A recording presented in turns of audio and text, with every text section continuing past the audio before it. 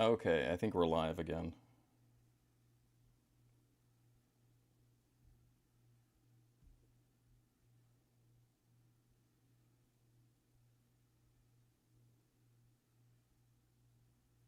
Maybe.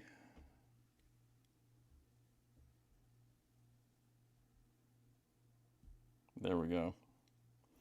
Okay, if this doesn't do it, I don't really know what I don't really know what else to do. But let's start it and see how it goes.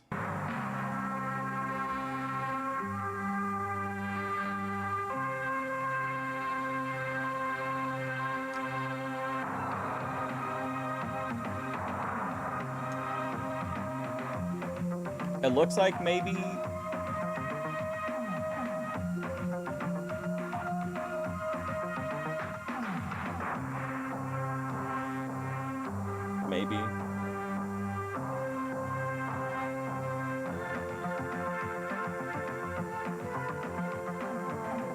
Yeah, it looks like it's okay now, hopefully.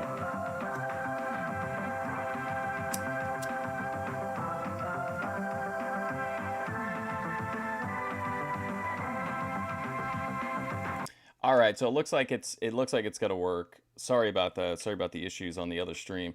So this is April 2nd, 1988, CWA Championship Wrestling out of Memphis. What's up, Vinny? I think it's fixed. It should be fixed anyway. It looks like it on my end.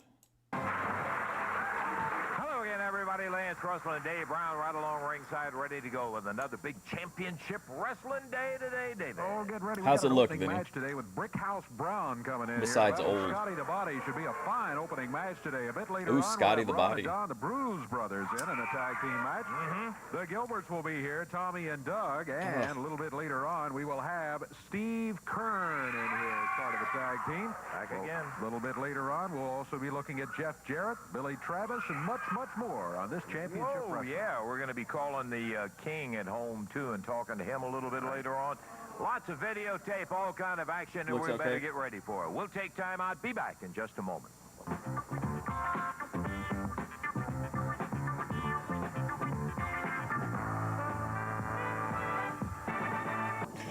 No. Okay, we're going to be ready to go here in the ring here in Vinny would probably. Vinny, would you rather, if you worked for a wrestling company, would you rather work behind the scenes doing the camera work and directing, or would you rather be an on-screen character? just one moment as we'll have our opening bout coming up. Quite a card lined up for you today, and boy, if we can get our first match in here and get ready to go. Okay, anytime we got plenty of action. Steve Kern will be a little long. You ever watch Ole Anderson shoot interviews, Daninsky?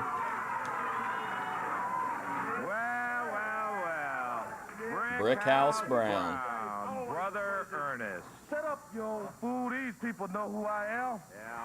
I don't need no You'd rather direct? introduction. I thought so. But for those of you who don't know, I'm Brickhouse, master of seduction. Now let me tell all you suckers something right now.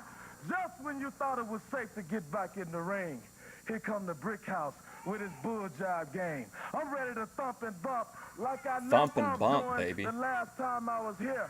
And I'm ready to slap this sucker upside his nappy head. But not only Brickhouse, he is a member of my coalition, which gives him, so much great power. And he's come back. He's a member of the coalition. And I'm going to show him the light, Daddy. I'm glad they're giving him mic time The again. light. I thought maybe you had learned a lesson since the last time that you were here. Let me tell you something right now. The only thing that I learned is I have to right now concentrate solely on what I do best, and that's thump and bump suckers upside their nappy head.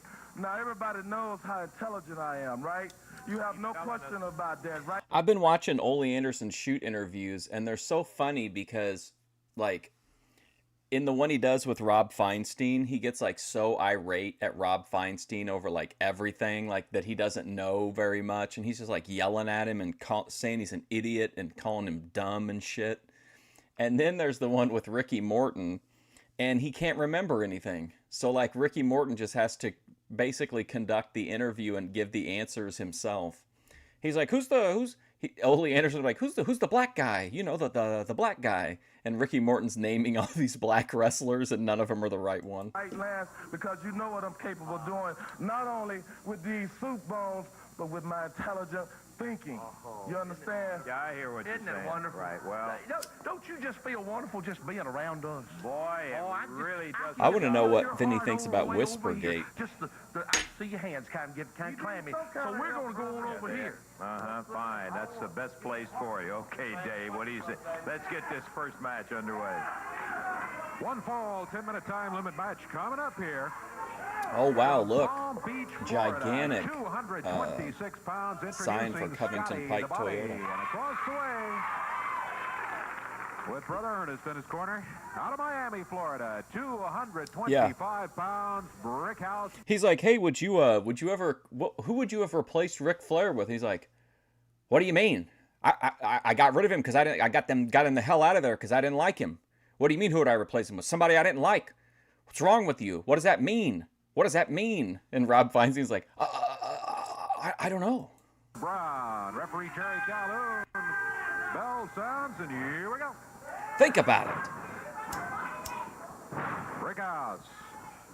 Scotty the Body on the mat and then drops down with the upper arm. He drops down on him again, caught him right in the top of the head that time. With the watchful eye of Brother Ernest over in the corner. Scotty the Body off the ropes, ran into an upper arm.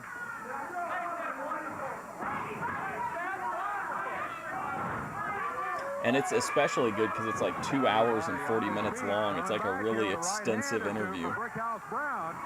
Brickhouse bounced into the corner. Scotty the Body whips him across the way, but he made the mistake of a young wrestler. He went right in there after him full speed ahead, and Brickhouse Brown simply pulled the foot up. And that stopped that right there. What's up, WrestlePlum? Brickhouse.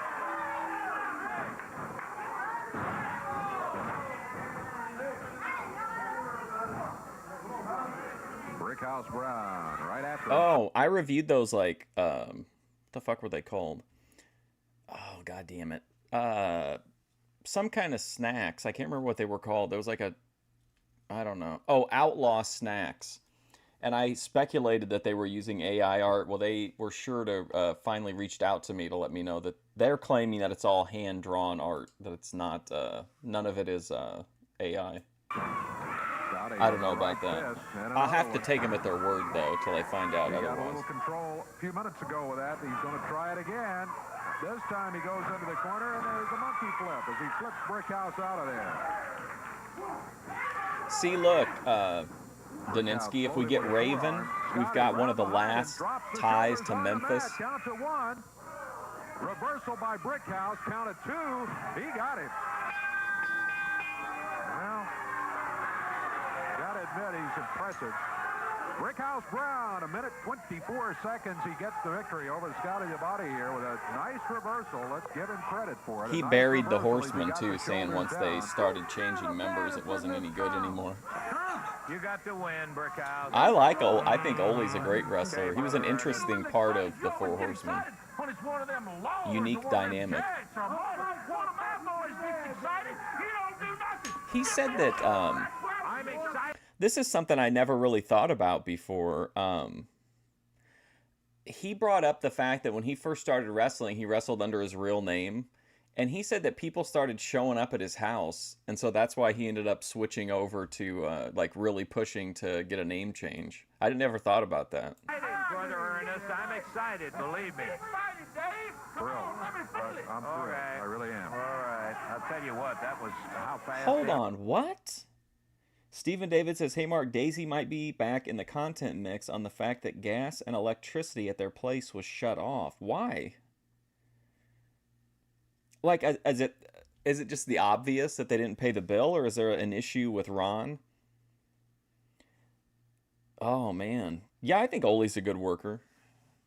What's up, Paro? Hey, I saw you sent me your podcast. I did listen to some of it, and you were saying that Ben has really toned down his gay comments recently. That was only 1:25. Want to get another one going? You thought that was because of see if Andrew we can Wilson. Get ready for the next one. We'll just bring another one in here in our opening segment. So we will not take a break right at this point. Here comes a young man right now that. Gosh. Huh. Well, that really... I mean, that puts them in a real position, right? I mean, they can't... They have to stream to make money. If they don't... You got to have power to stream. Is it that bad over on Kick?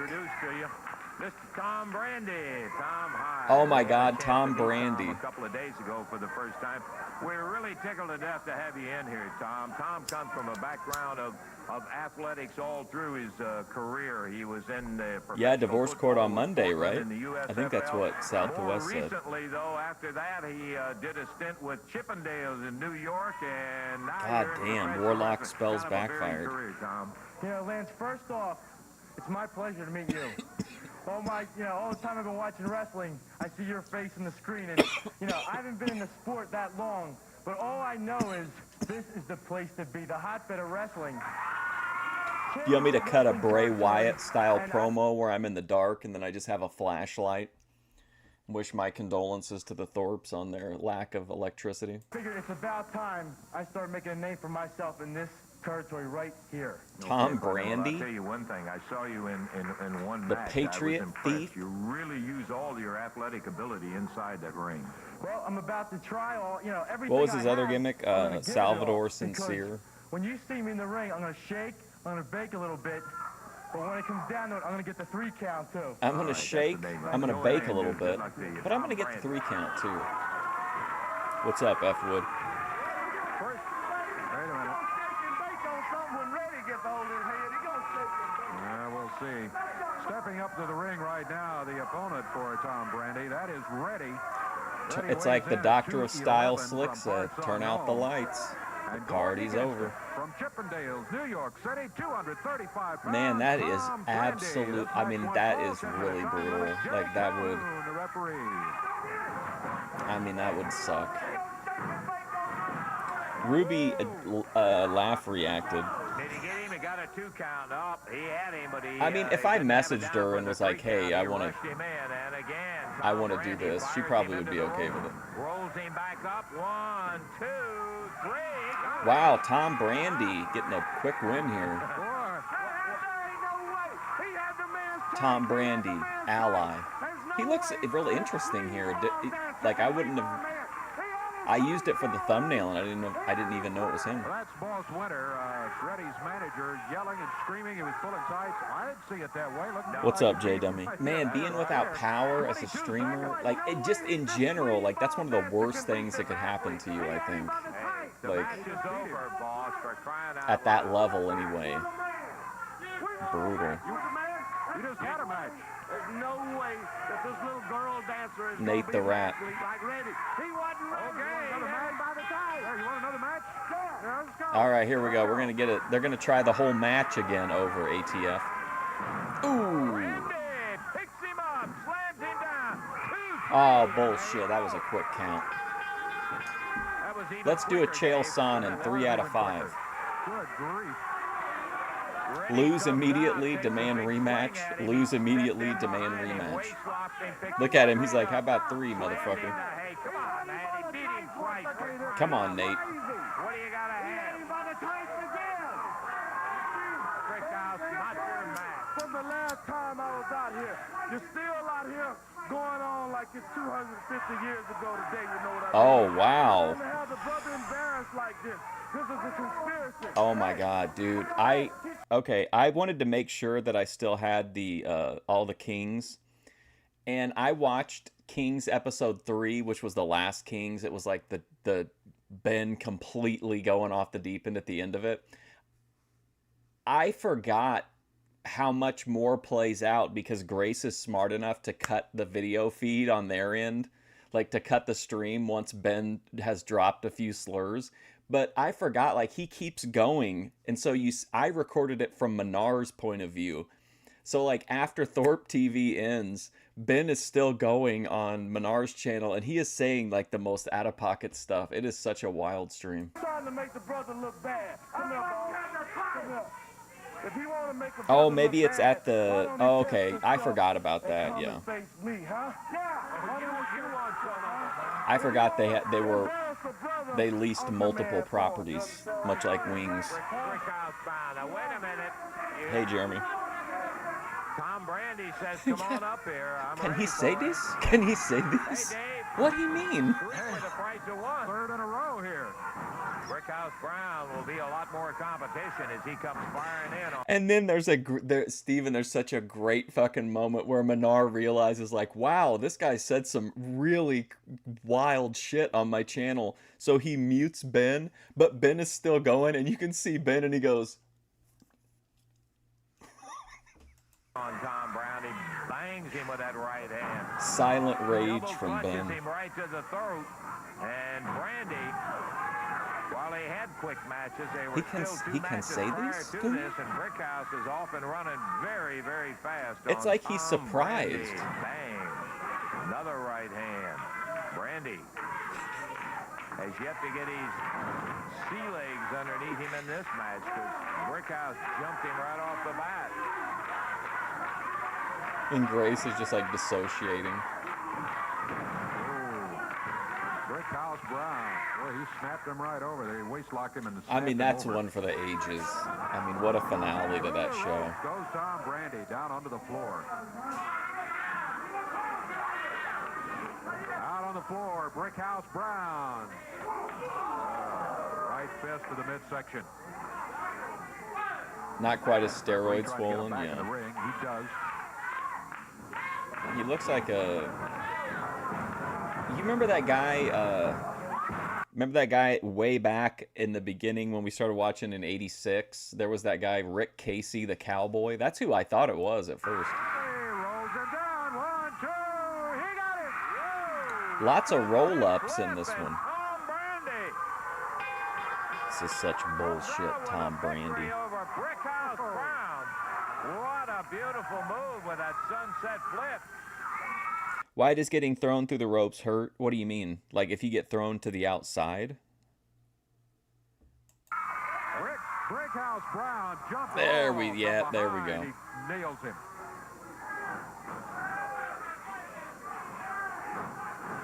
No sense of fair play at all, is there, with Brickhouse? Not a bit. Nothing's changed with him, it looks like. He's furious that the pattern didn't change. Brandy got 2 wins over Reddy. And Brickhouse Brown came in there as a great savior. He was going great, but that sunset flip did him in for a quick 1, 2, 3. And Brandy jumped, nailed from behind by Brickhouse, and there he goes out. I'm glad Brickhouse is back. Tom Brandy being jumped. When I was running this through the, I had to record it and then run it through the copyright thing. I did notice in one of the later episodes that we're going to watch today, I had no idea that they did this back in the day, but we've seen a lot of advertising stuff that I didn't know was going on in the territories, but they put that Renegade Rampage logo as the entire, like, ring, the actual, like, middle of the ring. Down by Brickhouse Brown. So we've had Raven, Tom Brandy, Slammed his Brickhouse head down Brown, into the ring post, and Tom Brandy Nate the down on Rat, the floor where he was one half of Rough and ring Ready. post by Brickhouse Brown. Brickhouse grabs him by the hair and is picking him up. The match is officially over with. Oh, he cut him open. Yeah, That guy in the crowd, the match is over, get out of here. on that post, and Brickhouse Oh, he's got his, proved the point now. He lost the match. he's He got him cannot bleeding. change that. A 1, 2, 3 for Tom Brandy on the sunset flip as he slams Brandy This is Tom down and dumps him Brandy's, back toward the ring. Referee Jerry Masterpiece Calhoun having no series. success backing Who did he Brickhouse feud up. with as Sal Sincere? Do you remember? He had a Brickhouse feud goes with to the somebody. second rope, leaps off, and Brandy is out of the way and gone. I saw Tom Brandy back when he up was to Sal his feet Sincere now. live. Tags into Brickhouse. Not that that's really saying much. Big drop kick. And Tom Brandy bleeding. But I swear he had a feud with somebody. They gave him like a Yeah, low there guy he does push, go I after think. losing the match, and now Tom Brandy taking control here again. What a great comeback from being beaten down on the floor here and cut open. The time of the match with Brickhouse was 1:19. Okay, we're going to take time out. We'll be back with more action in just a moment.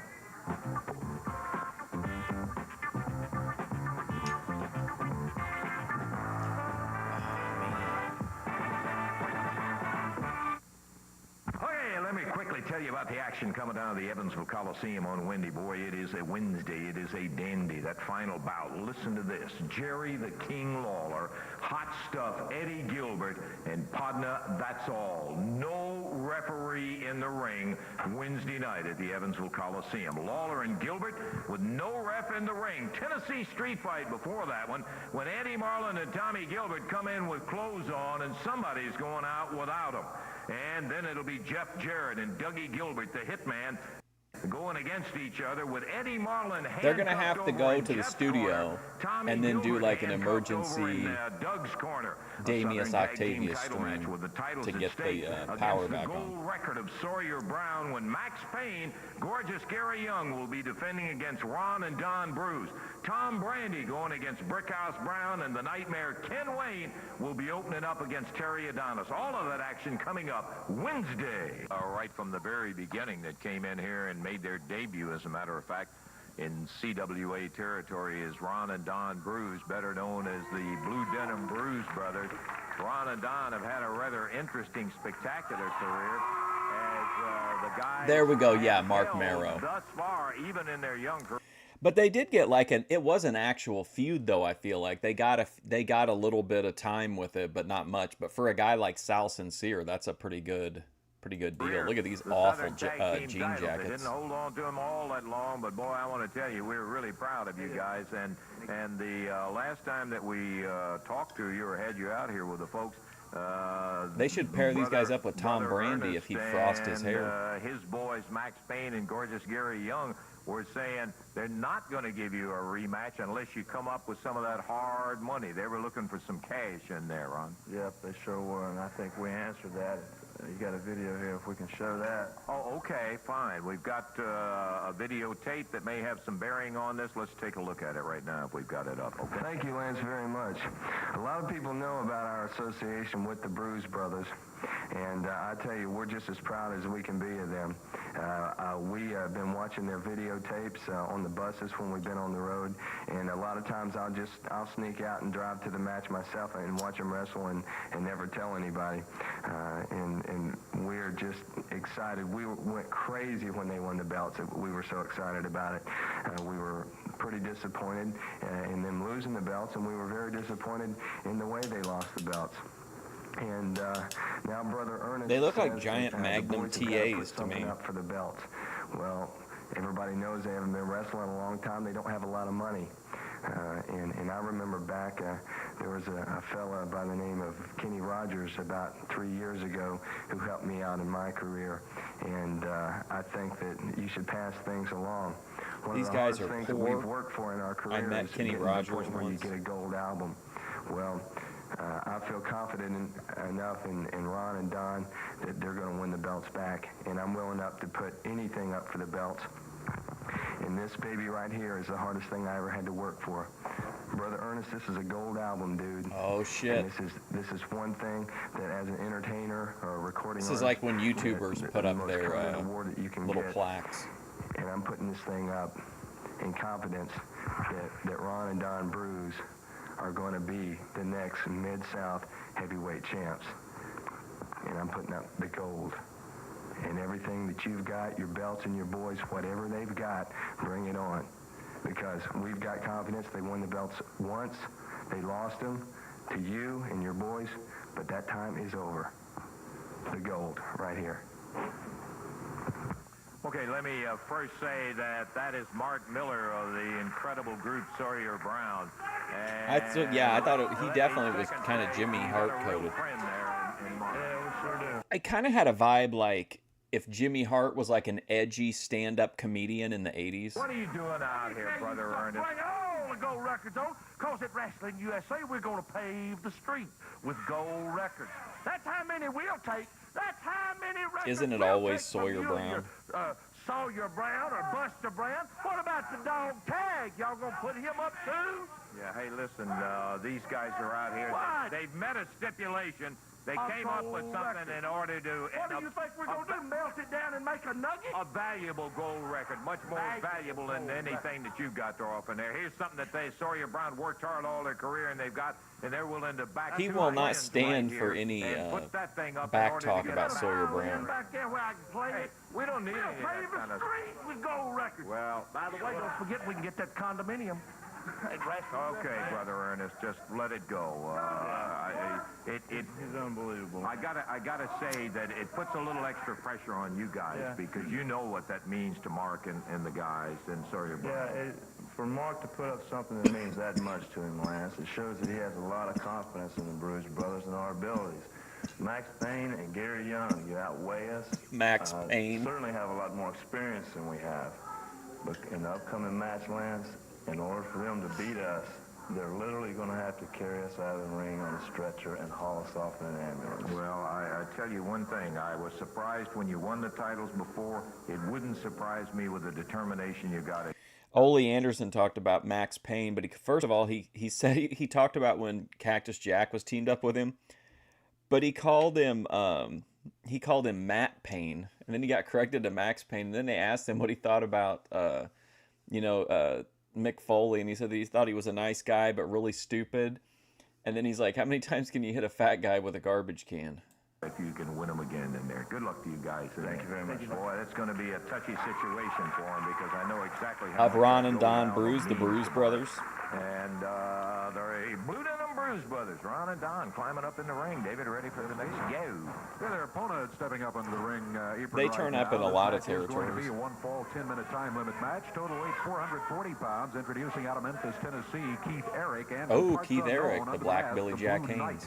Going against him at a total of exactly 500 pounds. And chat favorite, the Blue Knight. Ron and Don Bruise. This match, one fall, 10-minute time limit. Jerry Calhoun will be the referee. Okay, bell time, and they're starting out against the most experienced man of the four, Keith Eric, who has been around and has wrestled the biggest that have been through here, no doubt Ring about that. veteran Keith Eric. He's jumped a bunch of them from Got his start for behind, Don Owens in Portland. No, career already. not really. Ron Well, and maybe, Don I don't know. Bruise. They've come a long way in a short period of time. Got to tell you, they're looking mighty good recently. I don't know any sport in the world that they don't hang with the old axiom that there is no substitute for natural athletic ability, and I think that's what we're Man, seeing Blue with these Knight young guys. got the big guy right off his feet. Wow. I like the people in the crowd who just yell, "Come on." The referee was right there, got that stopped. He can't do that. Whoa, man, big drop kick. There's some of that athletic ability. I thought the Blue Knight had this one wrapped up. Nice tight snap suplex, and there's a tag on Don. What happened to him? It seemed like they Check it. Let's make that Ron. They got pretty lazy, I feel like, Came in, as time went on. Over the top on a double backdrop. You're a major Blue Knight, Mark? Oh, yeah, who isn't? Standing drop kick, boy, he popped it right up. And that's not easy for guys that go as tall as these fellas are. They're about 6'6". Do you think they should do a Mattel, like, vault edition of the Blue Knight? The Bruise brothers are just lucky that Keith Eric didn't cinch in that full Nelson, or this would have been over real quick. Good win. Warm up for the Bruise brothers as they take the Blue Knight and Keith Eric. Oh, hey, what's up, Thomas? We haven't seen Bill yet. Blue Ballers fair.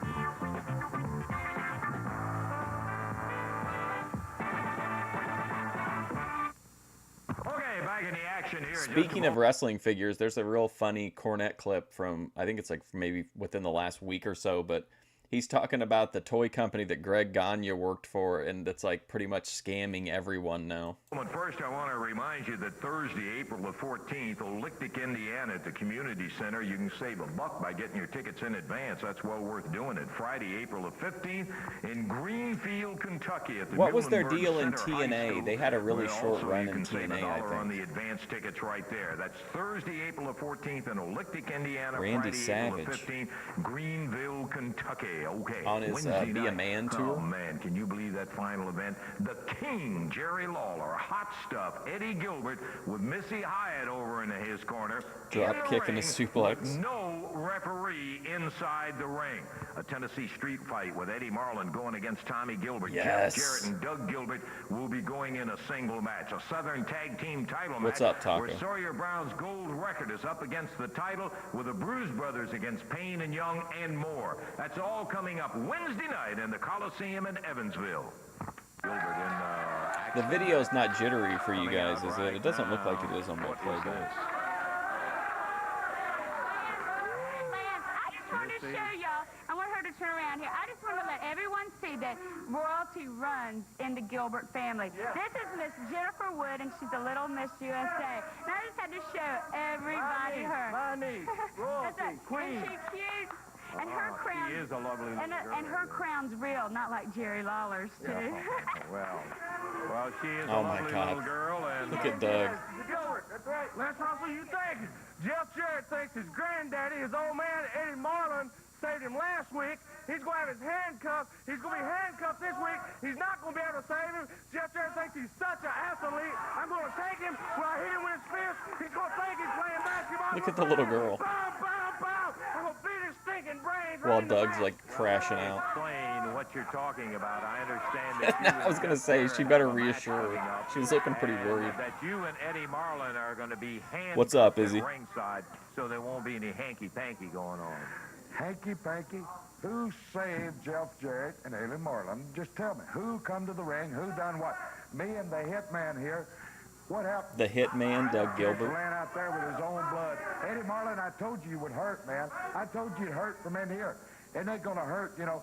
The straps on your back after a while, them leaves you. But this in here hurts, don't it?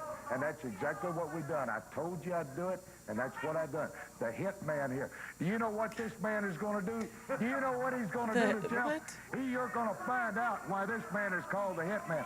Everybody that played football against Lexington, they knew whenever he stepped out there what I think he it's was, what he the could do. little girl He that was got reaching kicked her out of arms more out to the football angel games on because of what he's sightings. done. And I want to tell you what, Jeff Jarrett is going to understand and know why. because Born we're to fixing boogie. show you here just in What a minute. hat. Handcuffed, that's fine. And then a street brawl with Eddie Marlin. You know something? You got man? one of them coming up. Do you know something? Can you imagine what Eddie Marlin's going to look like naked? You come in with clothes What? on, somebody leaves without Can clothes you on. imagine what he's going to look like, Eddie? No. Yeah, Eddie Gilbert was a I don't booker. really see that. Well, let's just show, I want to show the people, all the wrestling fans, I want to show them what the hitman can do up here. Everybody that played football against him knows. Now I want to show them. Lance, I'm saving all my comments. Why is he talking about Eddie Marlin getting naked? Is it a strip down match? Would be even better. Okay, we're about ready for it, Dave, for the introductions. Got a one-fall, 10-minute time limit match, and here we go. As Doug Gilbert something before the bell even sounds. That's Alan Reynolds in here. As Alan Reynolds. Doug Dancing, both of them out of Arkansas. The Gilbert, Oh, and Tommy Reynolds Doug and out of Dancing. Lexington, Tennessee. Doug Gilbert reversed into the ropes. Yeah, Gilbert booked like super early. He booked a bunch of places, but he booked super early ECW.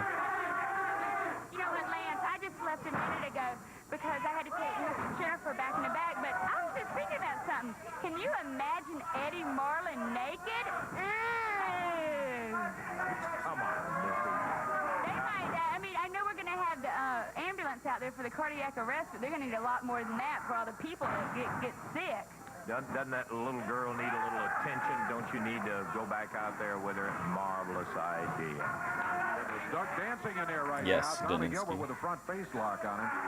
Up in the air, drops him down to the mat. Tommy Gilbert on his feet to the corner. Where's and back to as Farzan he calls in if the Eddie hitman. Marlin's going to get naked? We're watching. Ooh, picked him up, slammed him right straight down. Yeah. That's it. Got it.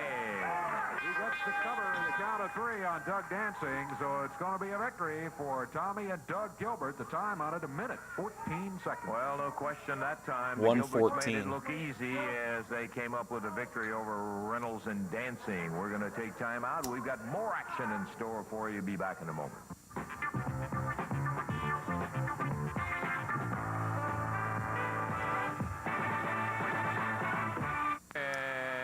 Show's we're been about ready okay, to get but ready I to feel like go. we At need least we some have star one of, power here. Where's several. Lawler? Where's Dundee? Okay.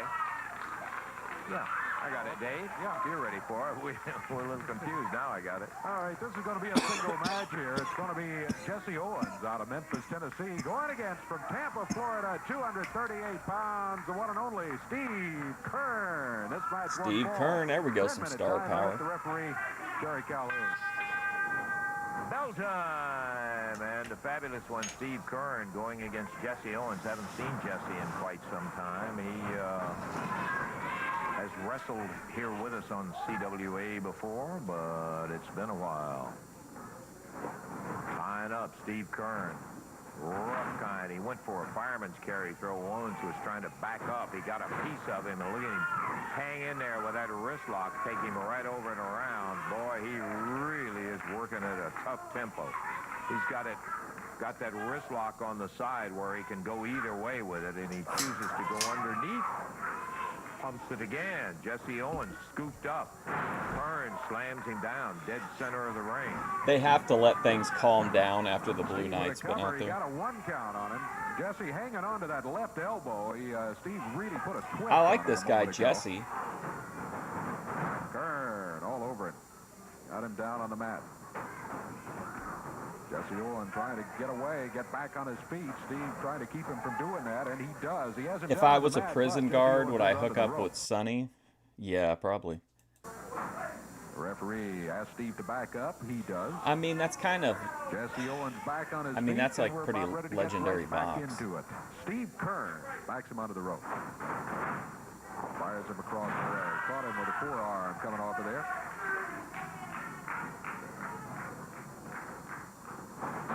Jesse Owens again off the rope. Poor Ben, yesterday he was gifted a membership to this channel, and now he doesn't have power. He's got it. Has he got the sleeper on him? It looks like it. He gets a ticket into heaven, and then the He does. gates close on him right Referee before he right gets there. in. Now, nighty-night time.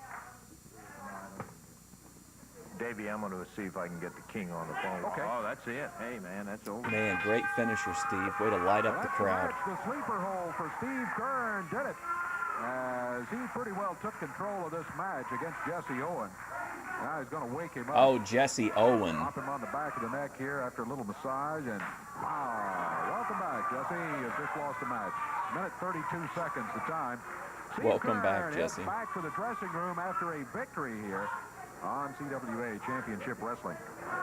All right, we're getting things set up over here in just a moment. I hear dial tones and things like that going on. Trying to get the phone set up so that Lance can be talking to the king here in just a moment. Jesse Owen holding. Oh, we're going to get a holding his call neck in from the sideways king. as he heads back to the dressing room here after losing that match to Steve Be Kern. Eskimo. Got Well, more I mean, action it's still to come in the ring sunny, here in just you a few know. minutes. We got a big 6-man tag team match. What's which will up? be It's coming me. up in just a few minutes.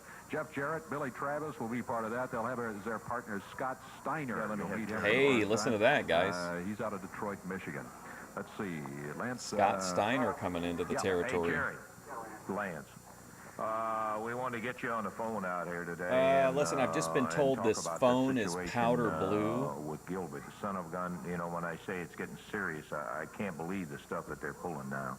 Yeah, well, Oh, man, remember Eddie Gilbert's been on that fucking fireball spree? to this one way or the other. You know, we're gonna get things working here shortly. You know, I've come back. I guess the first week maybe I came back a little bit too early, but now I feel real good. I'm ready to get things going here, and I got some surprises in store for Eddie Gilbert. I can assure you that. Yeah, well, I know. Yeah. Okay. Hey, listen. Come on.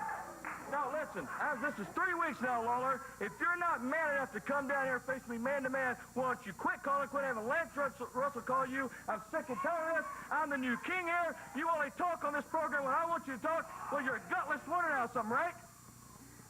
Well, Gilbert, you can run your mouth all you want to, brother, but You're exactly right about that. If I want to, if I don't. So bye-bye. Yes, King. Sonny even hooked up with Okay, Dolph I'll tell you, Ziggler. You're talking about sick and tired. I am getting sick and tired of you coming out here every week. I'm in the middle of a phone conversation. You come out here and grab the phone and slam the thing up, and Val Venus. in case your dad didn't tell you anything, you're rude. You come out here and grab You're the rude. phone out of somebody's hand. Oh, now I'm Hit him, Eddie. rude. Yeah, you're at least that much. Well, let's not ask him. I'm rude to Don't take this disrespect. Fireball Lance Russell. Here that's here, it's our guest of this television that's program. right. Well, you come out and intervene. You're mad. You're mad because I come out and hung up on your precious king. Yeah, well, you think I'm going to like it for you coming out here every single week. Can't believe we're 40 minutes in and nobody's brought up We can do karaoke. whatever we want You to may do. just find out, Miss Missy, that you can't do everything that you want to, and you better.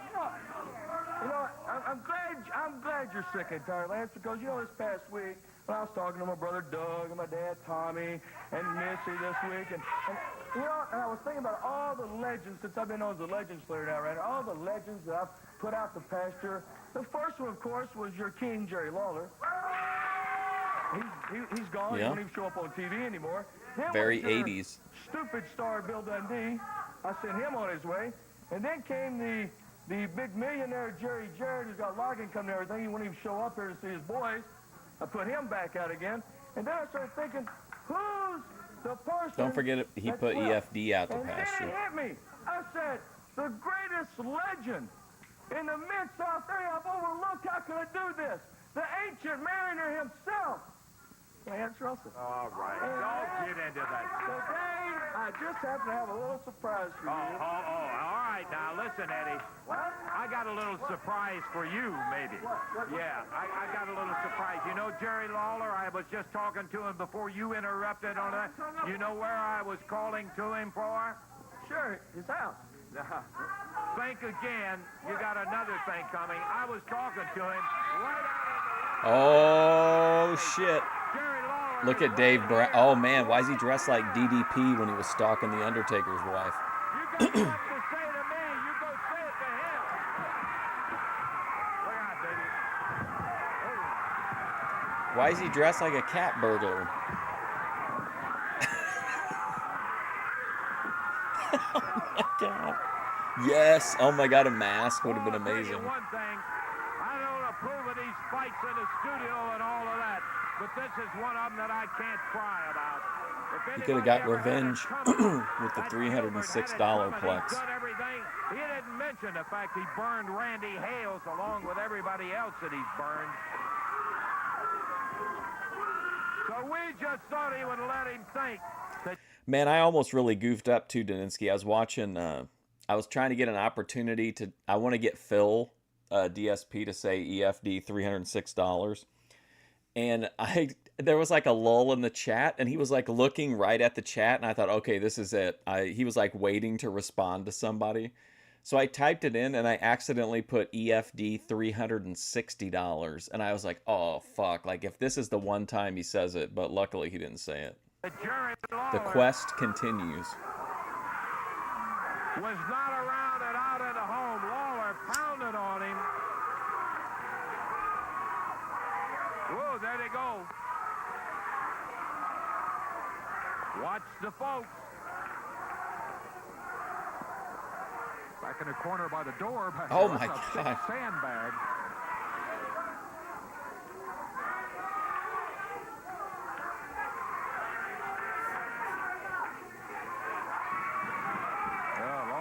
Slammed into the door. Driving in a minute, going to Armpit, Thorpe, Rhode Island. Well, they're out in an area that has no lighting out Well, there. they really need your help, Dave's channel. Grace is without power right now in her home, in her apartment.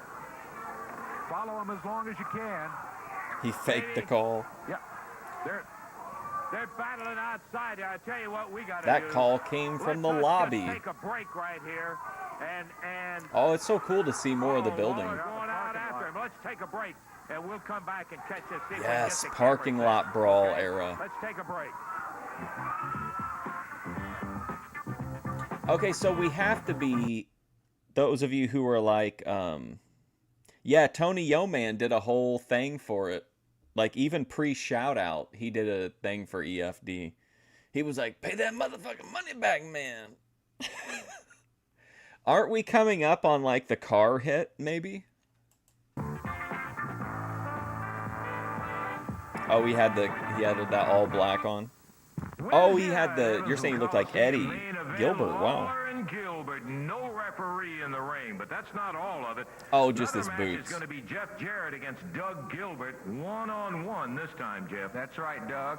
I'm talking to you right now because I know you're going to be watching this. This week, just like Lance said, it's going to be one-on-one. You know, last week you and your daddy, yeah, he's going to be handcuffed at ringside. Oh, look this at week, him. and He's, so oh, is your Eddie. daddy. Meanwhile, You he's two got his did bust my head grandpa open with him. last week, Come on. but this week it's going to be an entirely different story. It's going to be one-on-one. And, Doug, you better show up because you're going to see a fight. Hey, Eddie, you got a Tennessee street fight. That's right, but before that, I'm going to be handcuffed across the ring where I can see Tommy Gilbert's face when Jeff is beating up on Doug. And then, I'd have to Tommy, go you see came that, out here and man. said you want to fight me. Well, I'm tired of getting in the ring every week. I'm too old. I told you to fight every week. So this time it's a Tennessee street fight. I do it best that way, Tommy. And I'm going to beat your brains out, and I'm going to end this because, like I say, I'm tired of getting in there every week. Outside, we got the camera out there at the parking lot. Jerry Lawler and Eddie Gilbert. Oh, man, that looked good. Damn, bro. Ooh. Watch this punch. Oh, my God. Ooh. Started fighting right in here. Wrestling. Fought all the way out the building. They're out in, that is a parking lot on the side of the TV station. This is so And awesome. Lawler and Gilbert are just going straight at it. Lawler slams Gilbert's head down on the hood of a car. Bruce Hart. A street ball. Lawler. Remember Billy Jack Haynes went off on Bruce Hart during one of his crazy shoot interviews? Hanging away, and Lawler picks Jerry up, slams him right down into the windshield. Oh, man. I hope Covington Pike Toyota can repair that windshield He busted cheaply. him right down into that windshield.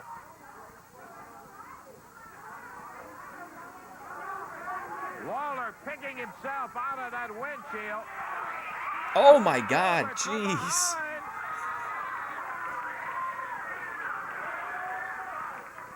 That's the parking lot you're looking at. Jerry Lawler. Oh, and this is Eddie fantastic. Gilbert. That's Lawler right there. I don't know where Man, Gilbert he took off, I fucking guess. laid it in, man. That one punch was just, that might have been the Eddie best has punch disappeared. ever. Lawler going back looking for him. Oh, here we go.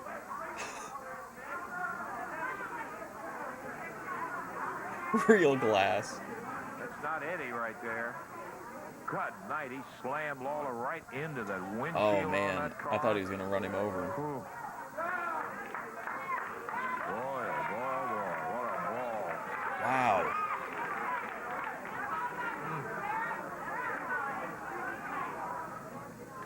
He picked Lawler up and slammed it. Look at that windshield on that car. Man, I can't get over that one punch, man.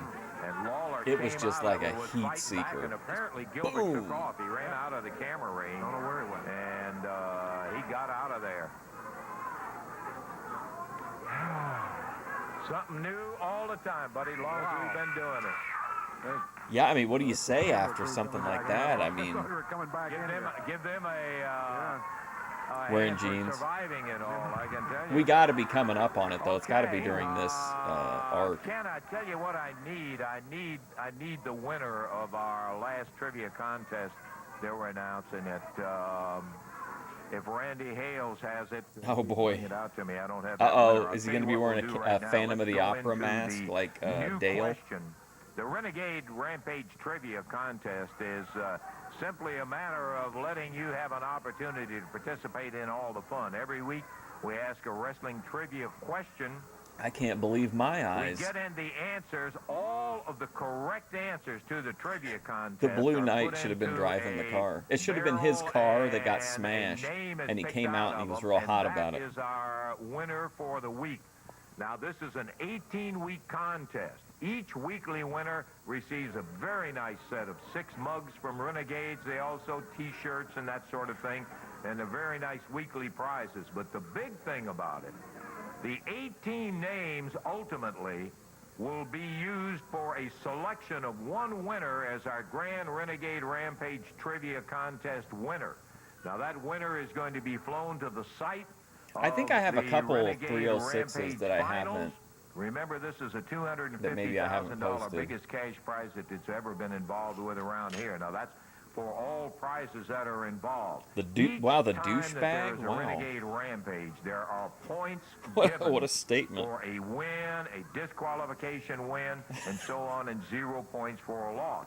Now, all of those points will be added up. Okay, let me see. There will be Search a for finals of it, EFD. and we're going to end up with a very large Maybe I have distribution put them of all money. up. Now, right now, we're going to go to the Renegade trivia. Yeah, because I question went for into this that. week. There was like a. I went into like a leftist political streamer that didn't have very many views, and he got kind of mad about it. But I think there has got to be one that I didn't post. We got a great Grace segment about it. We got Jamari Cash Out, Tony Yeoman, Slothy Heads. Slothy Heads actually was one of the best ones, but because he uses a bunch of copyrighted music in his streams, 2 of them got lost. But he was drunk and he kept coming back to the topic, and he was like ranting about how people didn't know how good they had it until you don't have any friends. And here's EFD, like, you know, he's got a good friend and he's treating him like shit. And then he took a piss in the snow outside. This is one that you will need to put the answer in. It will give you the address where Rush to send it Limbaugh in is like just a one of moment. the oldest, Name or like the longest only 2 viewers. brothers who have held Like over the a decade. NWA World Heavyweight Championship or title. This is the single match. This is not tag teams. We're looking. There were 2 Rush Limbaugh was there firsthand for my toxic arcs. brothers, only 2 in the history of NWA that Ruby's have ever mentioned held it. the NWA World Heavyweight title. I know I got we one want you more. To name the 2 brothers. If you can correctly do that or think that you can, send I your know the lefty entry guy to wasn't the last Trivia, one that I did. Trivia, Renegade Rampage Trivia Contest. Now that must be on your entry. WMC TV5, 1960 Union Avenue, Memphis, Tennessee, 38104. I'll leave that up there for just a second before Hold we on. get into our next match here. And this will give you an opportunity to copy that down. Now, please, you must have Renegade Rampage Trivia Contest on your entry. If you can name us the 2 brothers, the only 2 that have ever held the NWA Heavyweight Championship. Is that it, Dave? Okay, thank you. Okay, this entry comes from Olney, Illinois. Is that correct? Yeah. Well, if I Yeah, ever get to interview Olney, Ruby Illinois. about And our Whispergate, I'll question include, for that I'll make particular sure I week was, bring in it his up. career, Jerry Lawler caused many wrestlers The to have their heads $306. shaved. Name 3. He names Don Bass, Bill Dundee, and Tommy Rich. Okay. There goes There were a Cicero. lot of them that were involved in it, but those 3 are acceptable. And the winner is Kelvin Hunt of Olney, Illinois. Kelvin, congratulations. You're our weekly winner. You'll get your Renegade prizes for the week. And in addition to that, your name will go in the all-important pot that's going to contain only 18 names to see about the grand winner. Now, in addition to being flown to the site of the Renegade finals in there, you will be put up in royal fashion, $500. Royal will fashion, also you be know what given that to you. means. That's not to sneeze at. It should be a whale of a day when that time comes. It will happen in June. By That's the way, what Savvy Olney, Guy Illinois, wants. He wants to be our on a first yacht victor in from Monaco that getting the area, royal and treatment. Kelvin Hunt was the winner. Okay, that takes care of our Renegade Trivia Contest. Get your answers in for this particular week. And let's Time to turn heel. about ready to go with a 6-man tag match. Golly, I can't get over that action with Gilbert and Lawler. Battled out there on the parking lot. Ended I up wish we could with, play, Lawler being thrown I wish we into could the play windshield, climbing out of Jackbox. that, With this and chat, it son would of be a really gun, funny, he I think. jumps Eddie Gilbert, and when he starts pounding on Gilbert, then Gilbert takes off, and he's long gone, nowhere to be seen.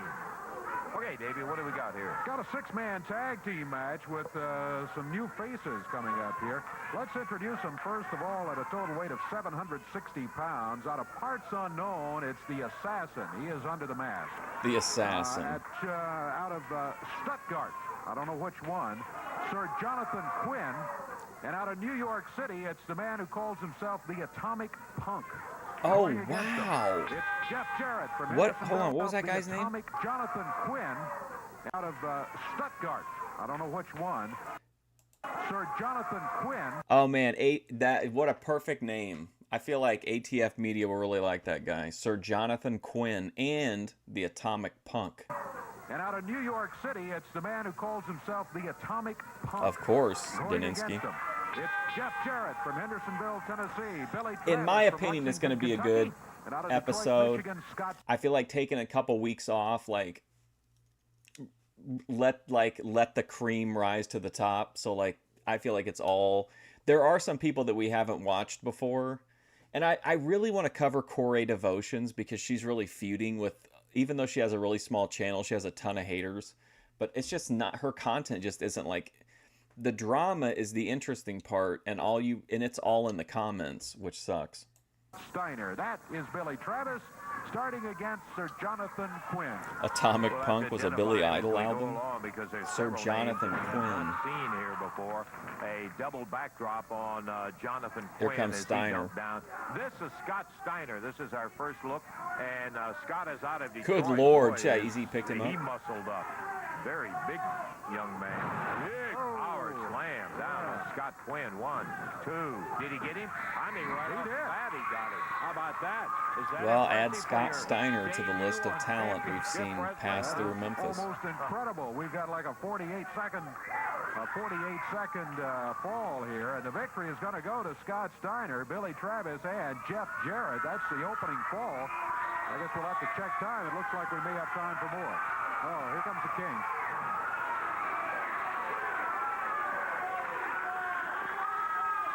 Oh my God. Let me tell you something, Eddie Gilbert. Let me tell you I can stand something. a lot more than that, Lance. I can stand anything, Gilbert, that you can dish out. Believe me, brother, you can't touch me on your best day. I promise you, Eddie Gilbert. No matter what you try from now on. We saw him wrestle as Rex Steiner, right? In, God, what promotion was that? Was that Dick the Bruiser's promotion? That was really bad, but I'm pretty sure that was it. You're not going to be able to put the King down. You slam They me had through good a car heels there, I windshield, guess. You slam me through a concrete floor, and I'm going to keep coming right back, and I'm going to get right in your face until I do this, Eddie Gilbert. And I'll tell you what I'm going to let you do, brother. This week, I'm going to let you live up to your name. You call yourself Hot Stuff? They should call it Night of the Hood. Assassin versus Blue Knight. But no one unmasks. It's just finally getting to see this like dream match between these two incredible masked performers. Oh, you're going to get real hot this week, Gilbert. Hotter than anybody's ever gotten when they mess with the King. Now, let me just say one more thing. I want to make this short. I want to make it sweet.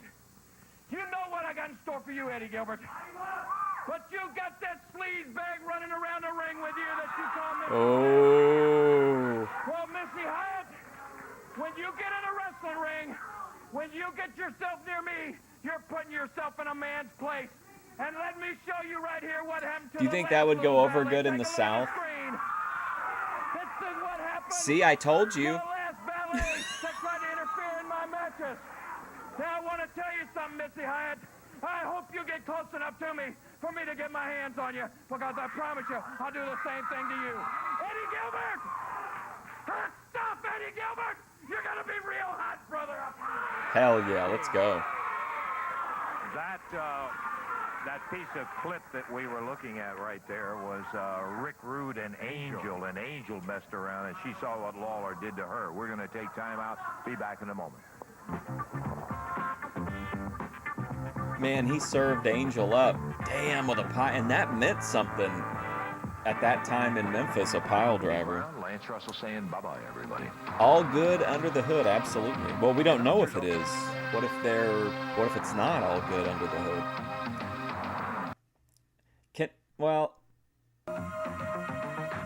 You know what? It's all good under the hood. Sounds like it's like a video they play in health class for like uncircumcised guys. I don't know if that'll play in Boise. This is April 9th, 1988. CWA Memphis Championship Wrestling.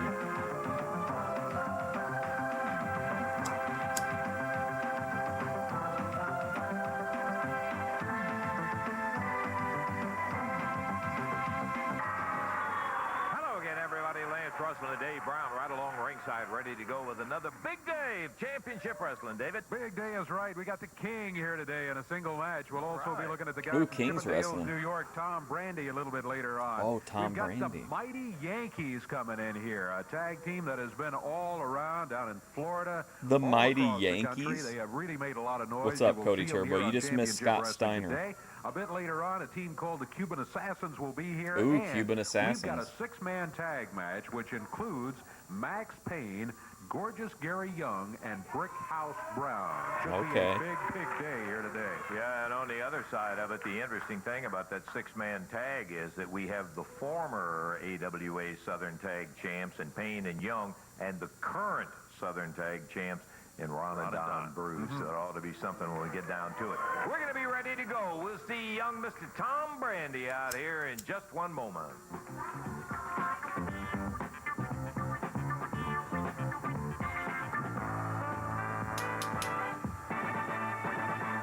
This week's big movie is Key Exchange. Brooke Adams and Ben. Just a young man who is creating. No, we were trying to come up with like a Memphis super card around the main event of Assassin versus Blue Knight, and I was gonna call it Night of the Hood, and then Daninsky wanted to call it It's All Good Under the Hood, and I said I thought that sounded like a health class video for uncircumcised guys. Getting a lot of interest and attention, young Mr. Tom Brandy. And a one-fall, 10-minute time limit match. Keith Eric wrestles out of Memphis, Tennessee. Tom Brandy at 235 Cicero is pounds in out of this just in this Chippendales, mood to New where like York he City. This is a one-fall, 10-minute just wants time to limit match. do anything to make Referee is like Jerry annoying Lawler. noise. Normally he just sleeps through the stream, but today he's real agitated. Here we go with Tom Brandy on the left and Keith Eric on the right as they circle around. A referee, Jerry Oh Calhoun. boy, what? Brandy give him a little of that Chippendale move. That isn't one he learned in with Portland in the USFL. He learned that from Chippendale. Into the action side headlock.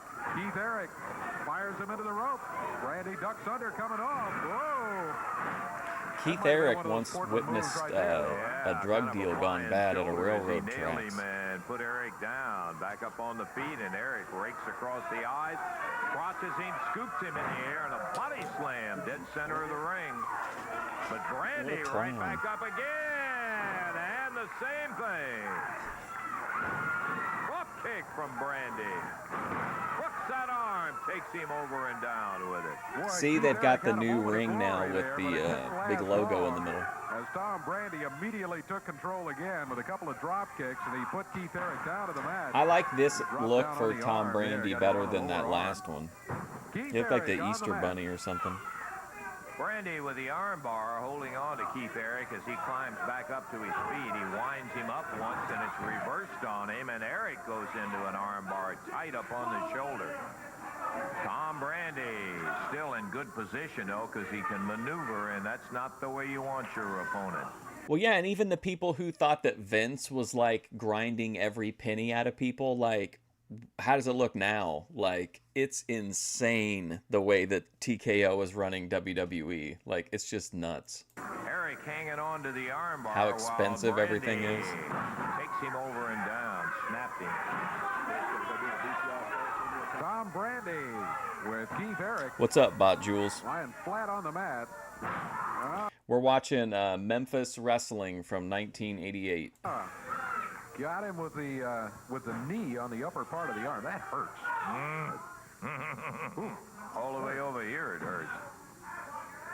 Brandy hanging on with the armbar, and Eric still down. Goes for a head scissors and tips Brandy over and down underneath the ropes.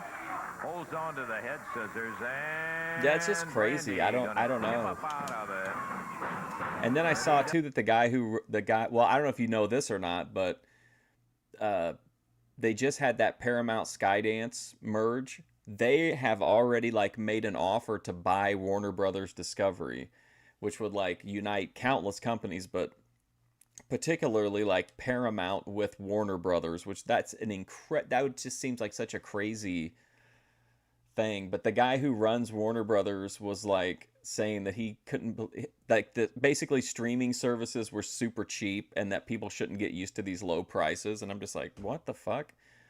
Does. Randy back up on his feet. Keith Eric's complaining that he got out of that a little too easy. So I think a lot of people definitely have like pain points that they would cancel that shit. His strength, I think, especially with like so many free services. Randy way up in the air. Man, he tore his lips off. That 1 foot caught him bang. The referee gave him a 2 count on that, and what a drop kick from Tom Brandy. Takes one to the midsection, and Eric is not through by a long shot. You got to watch Keith Eric. Look at him. He's got it down. And then was it the NBA guy? It was one of the big sports, like, I don't know what you call them, commissioners or whatever, but he was like, you know, if people can't afford the subscription services to watch our games, there, you know, many places have free highlights to watch. It's like, really, bro? Shoulders down for a 1 count. Eric reversing Brandy into the ropes. Tom Brandy just leaps over. Ducks under. And it's Eric who ends up on the mat. What a shit finisher. Brandy gets it. A 3 count at 3 minutes, 8 seconds, and a victory for Tom Brandy over top Keith Eric. Boy, that's a good win for Tom because Eric has been in there with all of them, and he is now... I mean, in my opinion, like, you need... Even if you want to have, like, an authoritarian or, like, a, you know, a heavily, like, you know, fuck poor people and only the people at the very top should prosper, even with that mentality, there are certain things that, like, throughout history, more successful versions of that rely on, and a lot of it is, you know, bread and circuses. But what do you do when they take away your bread and your circuses? Like, that doesn't seem like a very wise approach. Unhappy with himself as he ended up dropping that particular one to Tom Brandy. Private equity, though, hot shot in the territory. You can't do it forever. In, as much as anything that I know of was the Jerry Lawler hot stuff Eddie Gilbert match. We have some, I mean, they're probably making really good money and have really good insurance. It's like you could, if they were like, oh, we do the events in Saudi Arabia because those help subsidize like keeping ticket prices low in the United States. It's like, no, they're just gonna maximize like get every penny out of every aspect of it and not really give a shit.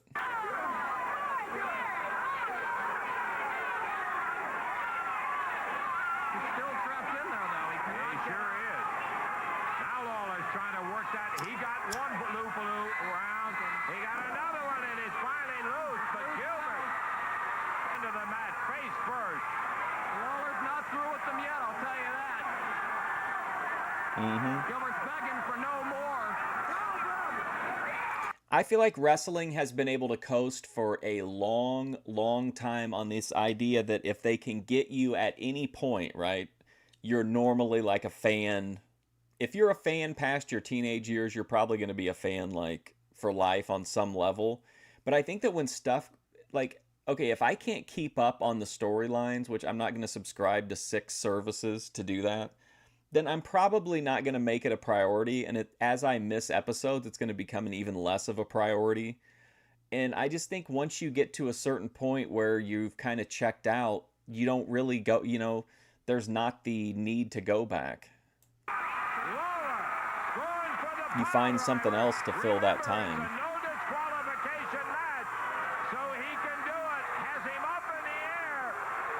Oh.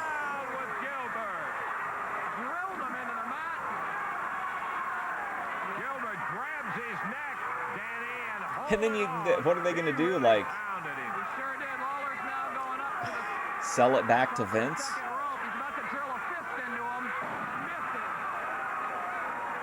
Big right hand misses Gilbert. And Eddie signaling to Missy. I don't know what he's telling her to do. I don't know either, but she is saying, what do you want? What do you want? Give me your shoe. That's what he's saying. Give me your shoe. Who's that, King TL talking? Jerry Bryant comes over, grabs hey, ref, get this guy out of here. And now Look at this weird foot fetish guy. Get him out of the ringside area, please. Lawler starting to come around now. Ooh, got him back. Ooh, wow. That was a good one. Lawler came up off the deck. Man, listen to that crowd. Man, look at this.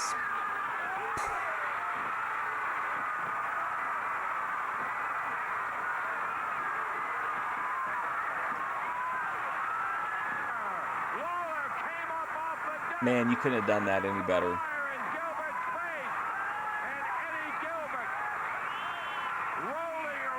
Man, you need it too. That's one of those moments where it's got if it fizzles, you're just fucked, and it is just perfect.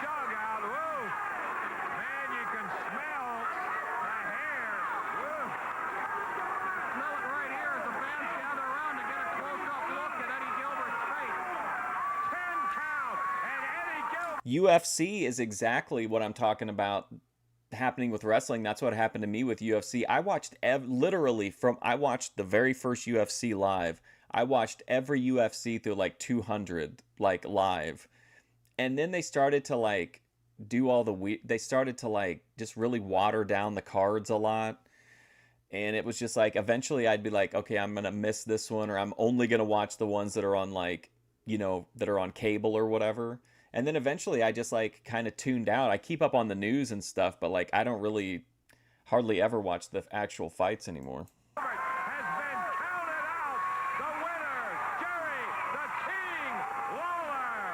What if Bill Dundee is on the card, Bot Jules? Some days are better than others. Bring back Cabbage. And here he comes, the King. I prefer the Cabbage era. I mean, he sucked, but at least he was like an interesting, dynamic fight. Yowza, I love it. Man, I'll tell you. Once Fred Eddish left, very reasonable. When you play with fire, you're gonna get burned, and I guess Eddie Gilbert knows This that. is an awesome look. This is like an iconic King. This is an action figure moment. In fact, I think they made this figure. You told everybody that you had put the King out of professional wrestling. Well, where are you today, Eddie No, they Gilbert? did, because it's this like it's him wearing it here too, because he's got the like he looks real weathered and he has like a 5 o'clock shadow on the figure. Hey, huh? The King is still here, brother, alive and kicking, and conveniently, Eddie Gilbert is absent today, Lance. I can assure you that. He's going to be absent for a long, long time. Eddie Gilbert, before you talk about slaying legends, brother, you better sit down and think. I don't think I've really been into UFC since the Diaz brothers left. That was kind of the last people that I really was like, oh, I've got to see them fight. I felt that way about Ronda Rousey for a while. Up until... could fight back or not, and he found out as the King hits the ring, and here comes Especially like her fights with Misha Tate, like back in Strikeforce and shit, like those were always like such a vibe to watch live. Memphis, Tennessee, Live on TV, I mean, I wasn't at the events. Jerry Lawler. 1 fall, 10-minute time limit. The referee's Jerry Calhoun. I tell you, Real he's gotta felt be on a action high beard. right now. If I were Punk, I wouldn't. Main evented by a number 12 versus 9. Yeah, that's, you need something. Should be right ready to go. He's got Punk back in the corner. He's wasting That's a no reach time. for a Going to main. work on Tommy Punk. Tommy Punk. Is he the Atomic Punk? Has been on a very limited or no schedule for several weeks due to being burned himself by hot stuff Eddie Gilbert a few weeks ago. He's back raring to go. There's a cover. 1, 2. This one is over. How about that? 33 seconds of action and a win for the King. Would you say that Punk has been rocked? Oh, wow. Boy, boy, boy. The King comes in and blazes his opponent, Tommy Punk, with a quick 33-second victory. Tommy We've got Punk. more action, and we're going to get back to it in just a moment. Man, what a fireball.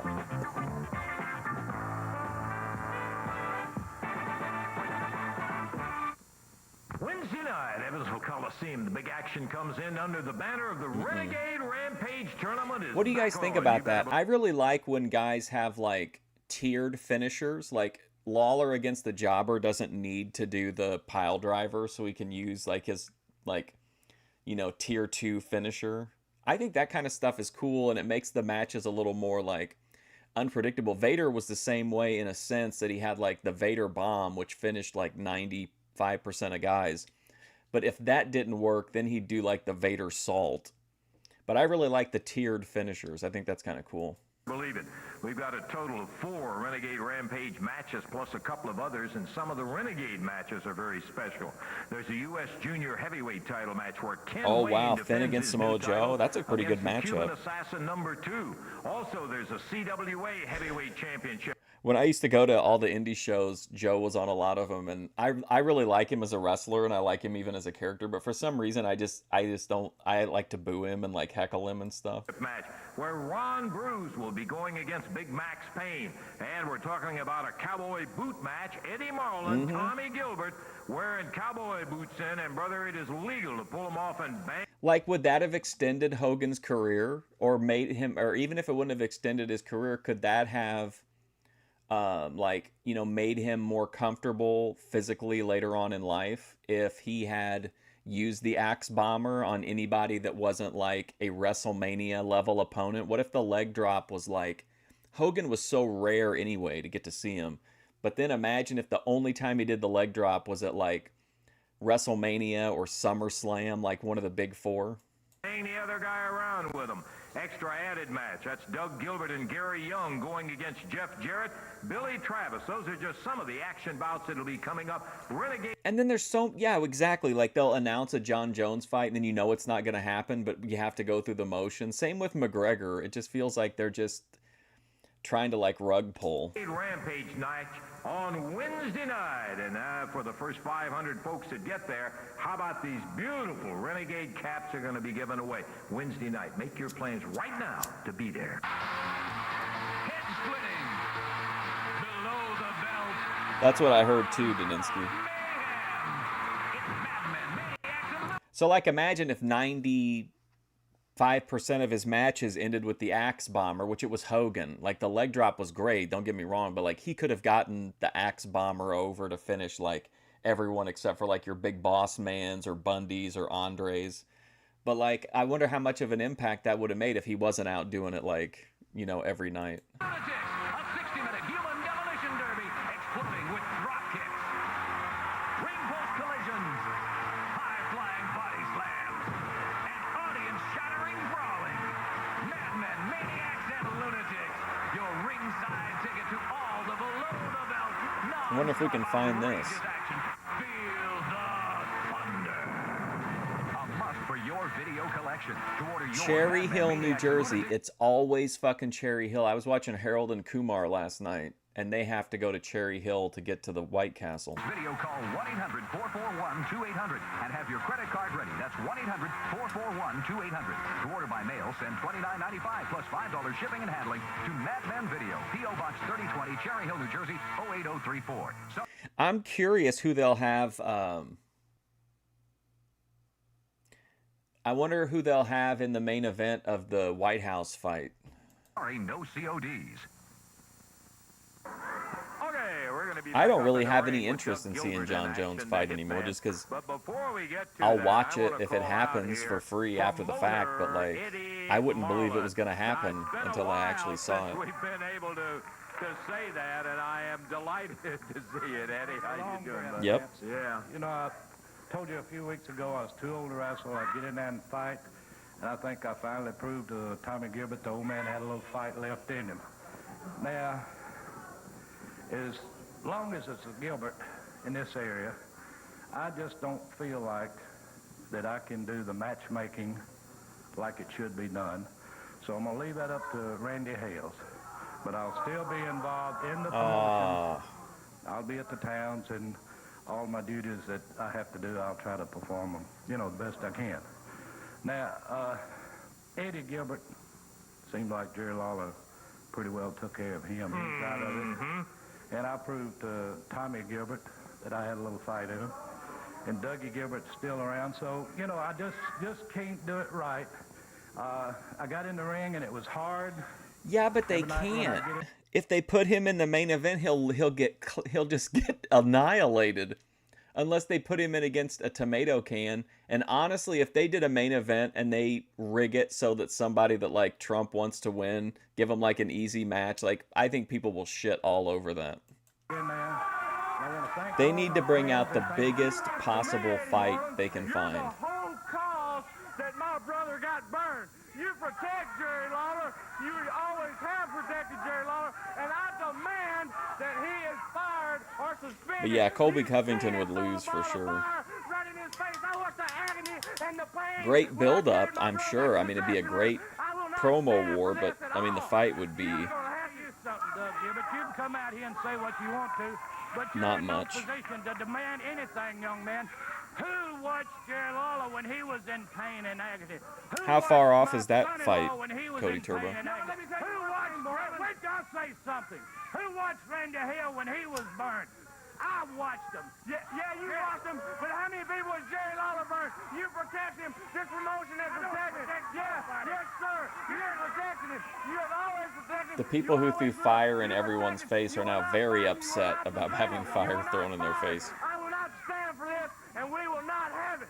That's all it comes down to. Is right Run there in at from the Vince. point. Same old Wasn't story a I've been hearing pal. for so long. No, you sat there and said, Oh, no. Hey, come on.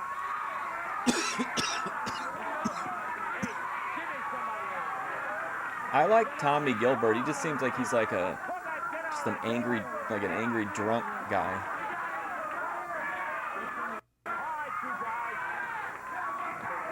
Come on, you're busting these glasses out of here and taking the lids right out.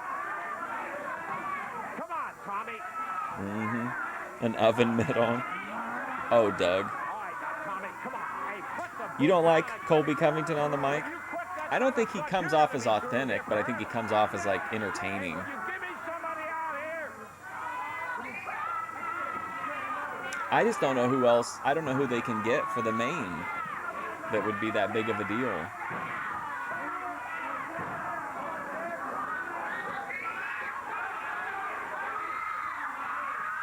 Oh my God, can you imagine? A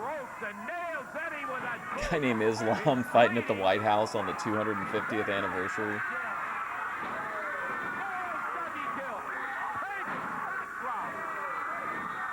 Pounds Gilbert down on both sides. Doug down again. Here comes gorgeous Gary Young. Young jumps in and jumps on Jeff Jarrett. I would have loved to see John Jones moved up to heavyweight like way before he did, when there was like a really like interesting, I don't know about how competitive they would have been, but like interesting matchups.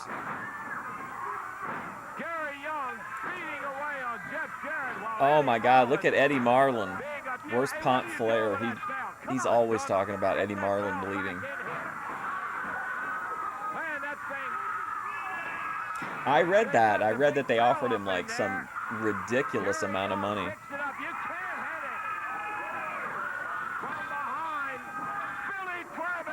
I think they should treat it like a... I know they're going to want to build it up like it's a huge thing, but I don't think they should. I think that it should just be like a neat little card, and because I just don't think they're going to get anybody at the top that's going to be like that big of a deal. So just put two guys with American flag tattoos in the main event against each other, or like two former servicemen or something, and just have that way, like, you know, it'll be a pop the crowd either way.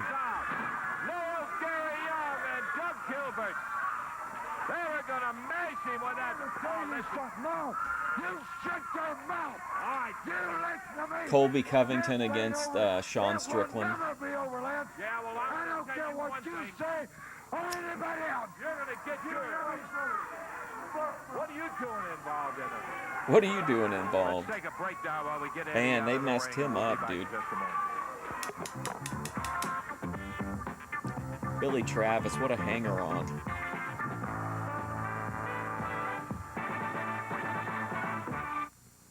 60 quick seconds, my friend, to tell you that first. Yeah, next get Jim Thursday, Duggan to April come out 14th in and Olympic, beat Indiana, somebody at up. the Community Center. Championship Wrestling is coming in with a big card. You can save $1 by getting your tickets in advance. That's worth doing.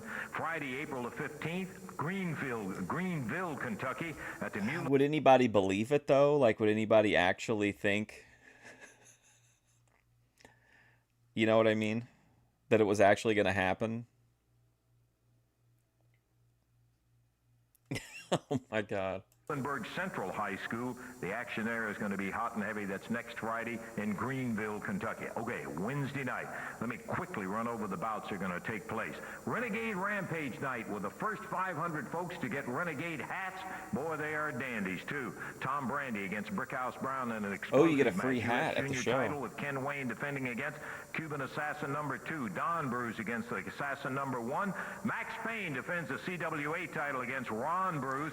Cowboy boot match when Eddie Marlin, Tommy Gilbert lace them is up. Evander And it's Holyfield Leo still Uso alive? boots in the ring. And Trump an will probably added want him grudge to match fight. with They're Doug good Gilbert buddies. and gorgeous Gary Young against Jeff Carry a vendetta so far. They pick up that bell.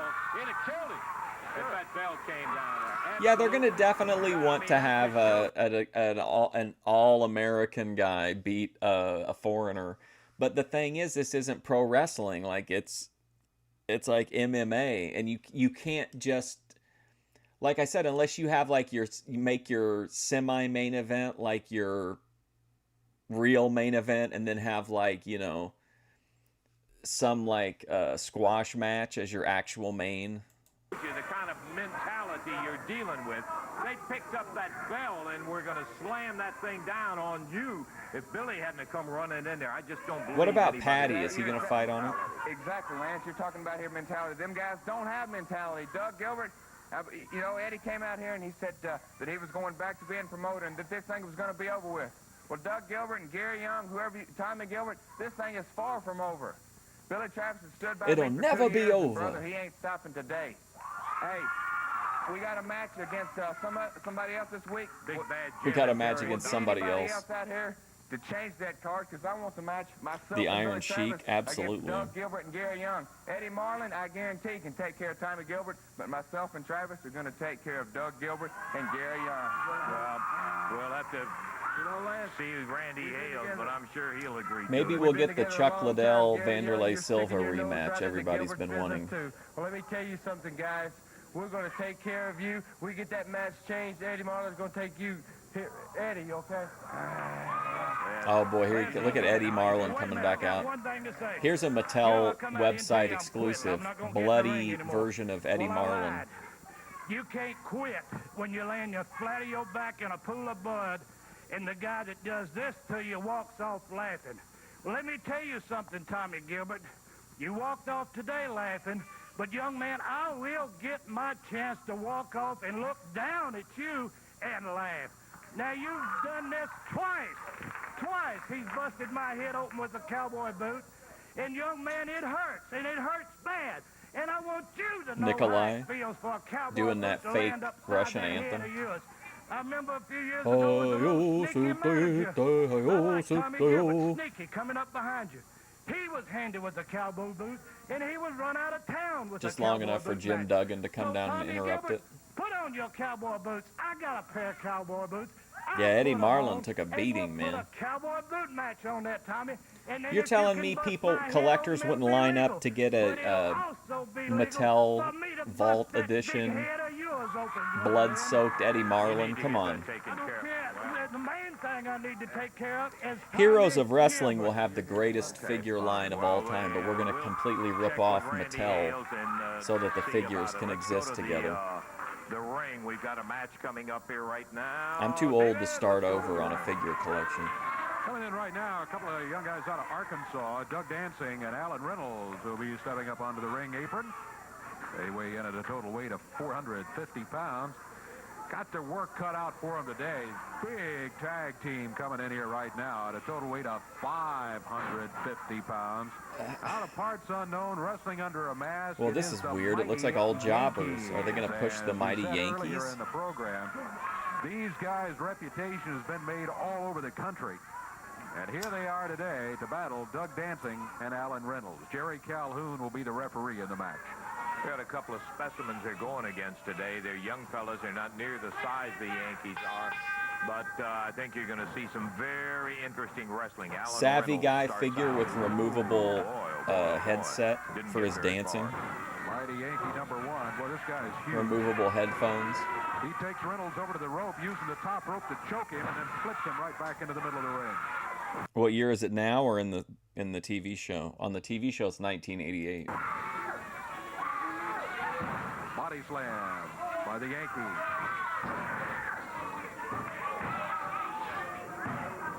Alan Reynolds back up on his feet, but helped on his feet and held there. Oh, you know what else I listened to recently? Shoot interview was I thought for some reason I had listened to it before, but on the Title Match Wrestling in their 100 Greatest Shoots, I think it's right at the top.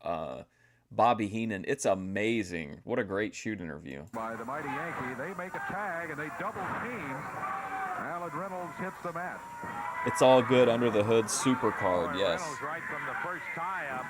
Can we bring back Fire and Flame for that? To be in trouble against. They're bad enough as it is, but when they get that, look at that big suplex. Takes him over, got a count of I two, hate but when that's they all. fucking pull him up Reynolds like still that. battling and trying to get back into It happens Down all on the deck time he in goes. Memphis, too. Allen being pounded around by the mighty Yankee. Not only was that a suplex the Yankee hit him with, he flipped So right they're over going to into be getting a little bit of a but he was push. able to hold Great. the shoulders down and might have had a 3 count, but he broke it himself. Doubling up in the corner there. One of the Yankees holding Reynolds in the corner while the other one works him over. Snap Mayer right over the shoulder and drops with a knee. What if they brought These back guys, living up to everything in the Charles world that Bennett? We've heard about them. We have not seen this mighty Yankee team. And Oh, hey, listen. They do and have a What if they got Cain Velasquez out of prison? They brought him in like Hannibal Lecter down to the cage. That'd be amazing. reputation and a half. Look at them pound on Reynolds. Allen knocked back into the ropes and whipped across the ring. Clothesline puts him down. Over there, Doug Dancing comes into the ring, and the referee will run him The out clip of while the Cornette talking to Yankees telling Bobby about the... No, I don't Yeah, think the so. Yankees changed. I don't think they made a tag, but it doesn't matter. They got the fresh man in there. Meanwhile, Doug Dancing... Well, are you was trying to say that you help can't... his partner Parts Alan Unknown Reynolds can't be in the back to north? corner. Down as one.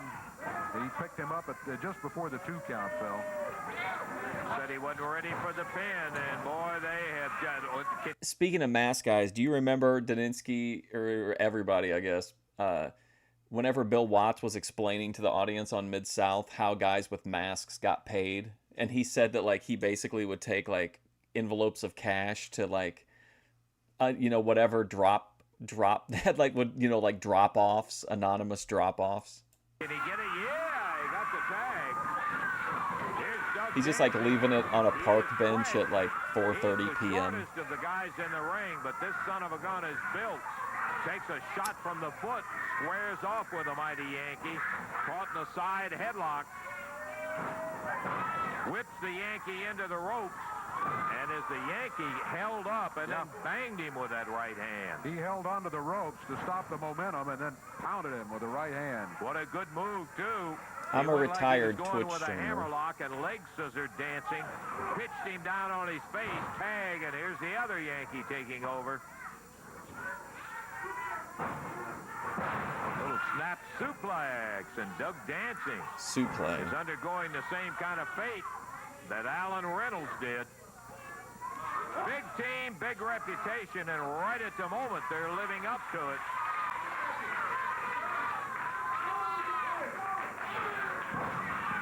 Caught in that front face lock, he snaps it into another of those tight suplexes. Gets a Yeah, count like a of dope 2, deal. And Dancing takes a right hand to the... Like the guy, the Blue Knight is like in the woods somewhere, like peeking through the tree branches, waiting for Jerry Jarrett to leave an unmarked envelope. Yankee picked him up again at the 2 count. That's at least 4 times in the match that they have had a probable 3 count and a win. And they have elected not to take the 3 count. Trying to impress everybody, no doubt about that. And by golly, I'll tell you, they have. They are big and rugged, and they continue to work on Doug Dancing, who is down in the middle of the ring as the knee comes down 3 straight times. 1, Please 2, stop bullying and It's Me again, he online, picks him please. up, Dave. Got that unfortunate combination in the mighty Yankees and a tag team that can wrestle. Boy, they have been impressive in their... Boy, I don't know that I would agree with they that. also have a disregard for the rules. Oh, he's laying Boy, some that's good tough punches when you here. get that kind of combination. Look at him using the right fist on Dancing in the corner, flips him out of there. Dancing in the Locks that corner. chin from Wow, who's behind. this? And the mighty Yankees have really been putting on a demonstration of tough wrestling. Jim Duggan with a truckload of coke. Tag again, and the other Yankee takes over. Ooh, to the midsection. Dancing picked up in the air. Backbreaker down. The referees made certain they did the tag this time, and they were close enough to do so. And Okay, what do you think about this? I know it's like a long shot, but what do you think? And I don't even know how the fight would go. Like, he's super old now, I guess, but like, for just sheer like popping like media attention and it being like a big fight, what if they brought back Lesnar? off the ropes and down with the He works Dancing for all them the way essentially. over. Let's see if he goes for it. 1, 2, yes. Going to take the tag, the 1, 2, 3 count rather. Yeah. And in very impressive style, the mighty Yankees come through with a victory over Alan Reynolds and Doug Dancing. You know, they really never got into it from the very first. No, that's true. 4 minutes, 53 seconds. The overpowering mighty Yankees take the victory here.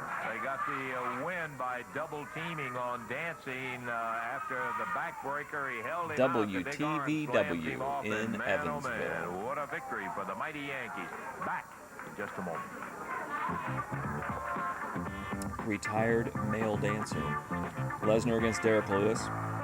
It's like a big slugfest. Captured by the, yeah. You know what I want to see to really make it patriotic is have them put up $1 million for the best knockout of the night. That way you get people out there headhunting. Oh my, do I see a smile from ear to ear on this young man? Here's Oh a boy, guy Pat that we have Tanaka's known back. Good times and bad. We've been friends and we haven't been too friendly, but I got to take it. All of that behind us, I got to tell you right now, I couldn't be happier for Pat Tanaka and Paul Diamond.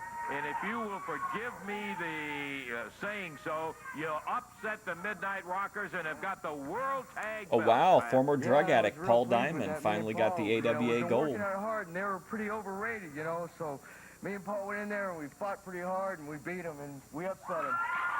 I'll tell you one thing, I don't care how it came about. Yeah, This tax-free. is the proof of the pudding right here. And you know this, you've been around long enough, Pat, to know that this is only the beginning. You want them, now the tough part starts because everybody in the world will be trying to take them away from you. That's right, we got these guys called the Cuban Assassins coming up, and I think that they're pretty overrated too. I heard a lot about them as I was And any fights that go to a decision, instant deportation. Uganda. traveling around the world this time on this tour. So I think that, you know, we might have a tough time, but I think we'll take them. Okay, good luck to you, Pat. Again, you be sure Yep, to tell bad Paul company. Congratulations.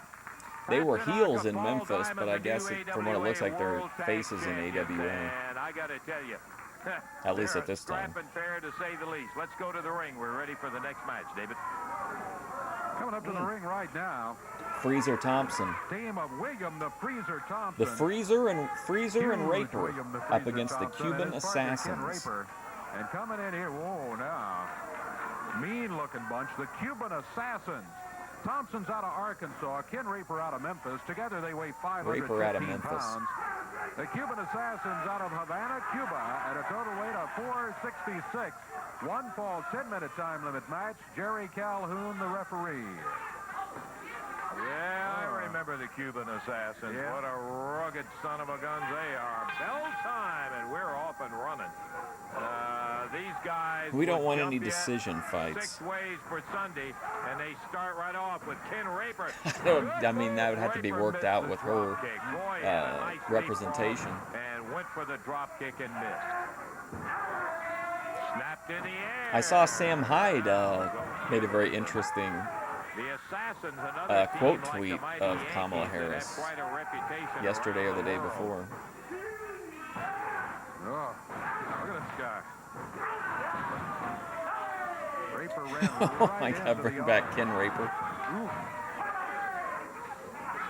Oh, this guy's vicious. Makes the tag on his partner. The Cuban Assassin. Give Don Fry Raper one last fired fight. into the ropes. The Assassin didn't wait for him to come off the ropes. He went in there after him. Here's Big Rory William the Freezer. McDonald. I remember him, but I don't remember, like, I don't remember. Man, Up on his shoulders jeez. on a fireman carry. He didn't get far with him, but he dropped him down. To I the don't mat. remember much about I him, thought he though. was going with a I definitely remember his fireman's name. carry throw, but what he did was do a back slam on him and powered him into the mat, a chokehold. Their action has been non-stop since they hit the ring, the Cuban Assassin. He's got that hand wrapped around his throat till the referee threatened to start a disqualification Robbie Lawler. proceeding. You're craving some McDonald's? Oh, man, now I want some McDonald's. Three. Got him. It's over. 1 minute 38 seconds. And the I did get the Cuban Domino's super thin crust pizza. All their pizzas are $9.99 carry out right now for large. It was pretty good, but I mean, it's not like, it's not very filling, but it's like a good We've seen pizza. the last of those gentlemen by a long shot. The Cuban Assassin. Okay, right now it's time for us to jump into the Renegade Rampage trivia. What about This is where Wings we versus ask you a trivia Boogie question. 2? You write down and send in whatever you think your answer is. If you happen to be What if one we of end the up with like successful I ones Show to Speed answer it against Kai correctly, Cenat there or will be a something? drawing of only the correct answers, and one will be Jake a Paul weekly winner. versus The big thing about it, it goes for Keemstar. 18 weeks, and the 18 winners, there will be a final trivia champion selected, and that champion will be flown to the site of the finals of the Renegade Rampage. They'll be put up, treated in royal style. In addition to that $500 in Royal spending style. money, it should be one great day to remember. The question that we will go Great day into to remember. first was an answer, rather, for the question that we had a couple of weeks ago, and that was, what two brothers held the NWA World Heavyweight titles? And this is the Funks. That's correct. Dory Jr. and Terry Funk. The correct answer, and the correct answer came from Marianna, Arkansas. Grace Green, you are our Grace weekly Green. winner for the Renegades Rampage Trivia Contest. Get Mr. For Beast. this He'll be in the particular week. audience, I'm Grace sure. Green of Marianna, Arkansas. Grace, you'll be getting your One prizes. great day to remember. The mugs and the T-shirts and hats, that's the weekly prize. But more important, it will qualify you for the Just grand like the day contest, of and the we'll have a winner Osama out bin of that. Let's Thorpe take a look Laden now and arrest. see what this week's trivia question from the Renegade Becky Boop Rampage versus is. Tina D. First, Oh my remind God. you, take a look at this very closely. I was watching Ruby, and she was showing Becky Boop, and Becky Boop is now grifting money, telling people that she can like communicate with their dead relatives. Like, why is that even allowed on here? What late-night network talk show did Jerry Lawler... And she's not presenting it like, oh, this is in a funny way either. Like, she's serious about it. And Andy Kaufman appear on together. You keep that in your mind. If you Keep have it the in your answer to mind. it, you're going to have to write it down and send it to our address. You must have Renegades Rampage Trivia Contest on your entry. WMC TV, 1960 Union Avenue, Memphis 38104. Once again, Renegade Rampage Trivia Contest, WMC TV, 1960 Union Avenue, Memphis, Tennessee, Psychic Boop. 38104. I don't The understand her question again, show. What I don't late-night know. network I don't program know. did Jerry I don't get Lawler the and point Andy of it. Kaufman appear on together? Put your entry in the mail, and good luck. We're going to take time out. Be back with more action. She coming up doesn't. in just a I moment. don't know. It doesn't seem like she does anything.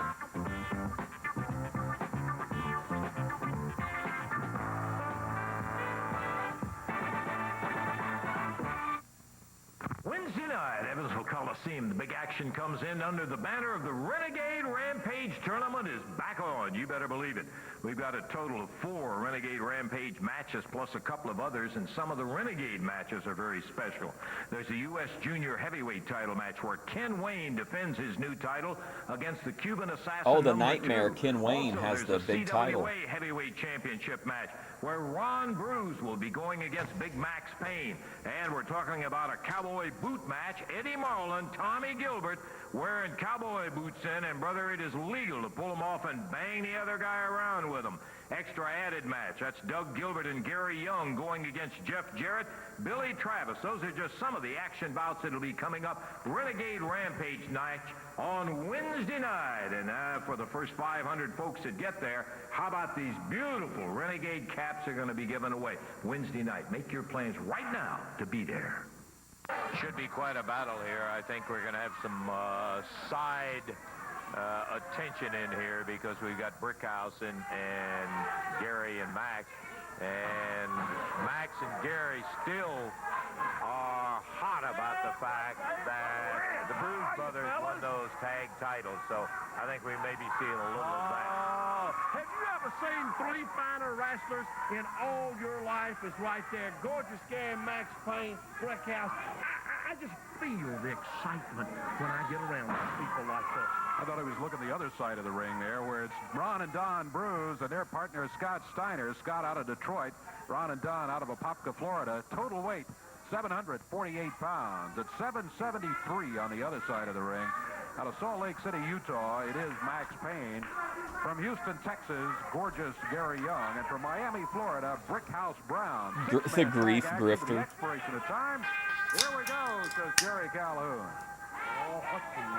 I don't know what the deal, why you guys are saying you think Grace is a warlock. Gorgeous Gary Young and I get Steiner, we Ben have being not on seen opium because he's much very of him, like but what we have seen subdued of him, and very impressed. relaxed. A But well-built young man from Detroit, Grace doesn't seem to have a lot of like. Say anything like that about any of my boys. You just don't listen. How would you say like?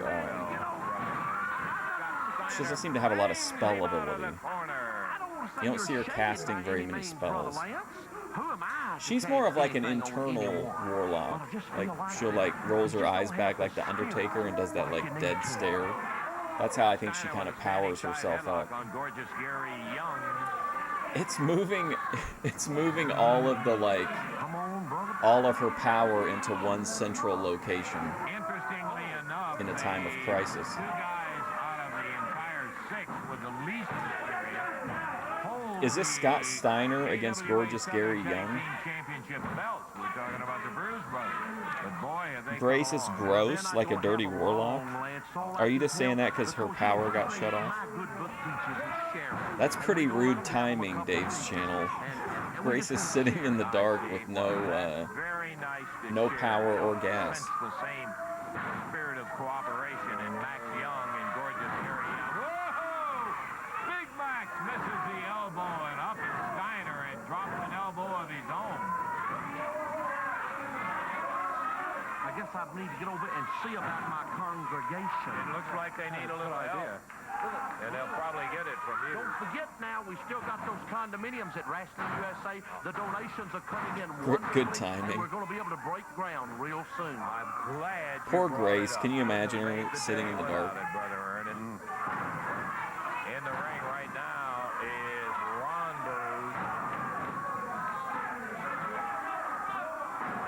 Bruce. Beach ball head. Grace casts her warlock spells, so I'll only ask her softball questions. Well, I can't ask her to do an interview now while she's sitting in the dark. I'll have to wait a while. I'll have to leave her room to process this situation before we do the interview. Brickhouse Brown with a backdrop. I want to talk to Ruby, though, about Whispergate for real. Referee gave clearance on that one. Said he used the broad arm, and legal it was. Brickhouse tagged. It's too good of a story just to let it like slip away, you know. Put into the midsection on Ron Bruce. Young, the big guy out of Houston, Texas, he is tough. And not only that, he's big. He can match size with Ron and Don Bruce. Not many wrestlers can do that because they stand about 6'6". Ladies into love the knee. Bruise Brickhouse Brothers. Brown pulled up a knee over in the corner. Referee's back was to Brickhouse, and so he took that opportunity. There's another knee, an even larger one. We've got about 2 minutes of wrestling. Oh, we got more now. Yeah, okay. Yeah, I was gonna say, man, we gotta have more than that. Max Payne with a reverse face lock on Ron Bruise. And Bruise pounding that elbow. Ooh, Great big clothesline. Yeah, Max Payne. Oh man, Daninsky. Go if you find yourself over on HFF today, look for a short with Jedi Joy, and it's called like "If you hate me, you hate like the unfortunate or something, misfortunate or something like that." And somebody says in the comments that she's gonna regret making that video, and Jedi Joy calls him like a cunt in the comments. On Ron Bruise. Invite Grace to stay at my place. Ben can kick rocks and live on the streets. That's not gonna happen. Can you imagine, like Good move though by Ron Bruise. I mean, that'd be a real It looked ordeal. like Gary Young was taking control. Oh, he just slammed his head into the turnbuckle there. Quick turn of events for Ron, who was in control. Suddenly, he's not in control. Oh, he got him up. Brown Nice. with a body slam on him. Dropped with the upper arm, but Ron had moved out of the way. Ron's looking for his brother in the corner, and he gets that tag. Here is Don Bruce. Yeah, by this point, you'd have a much more narrow Ron takes it over. And it's hard opportunities. Plus, like this, you can. I'm sure they know, could see that the system was dying. What a run, though, man! What an era of wrestling, the territories.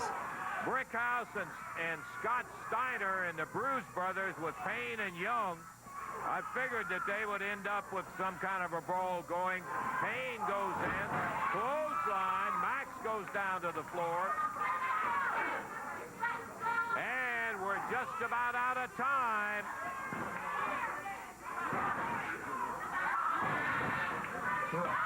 Steiner over in the Scott corner with Steiner Brickhouse against Brown. Brickhouse Brown. Hell yeah.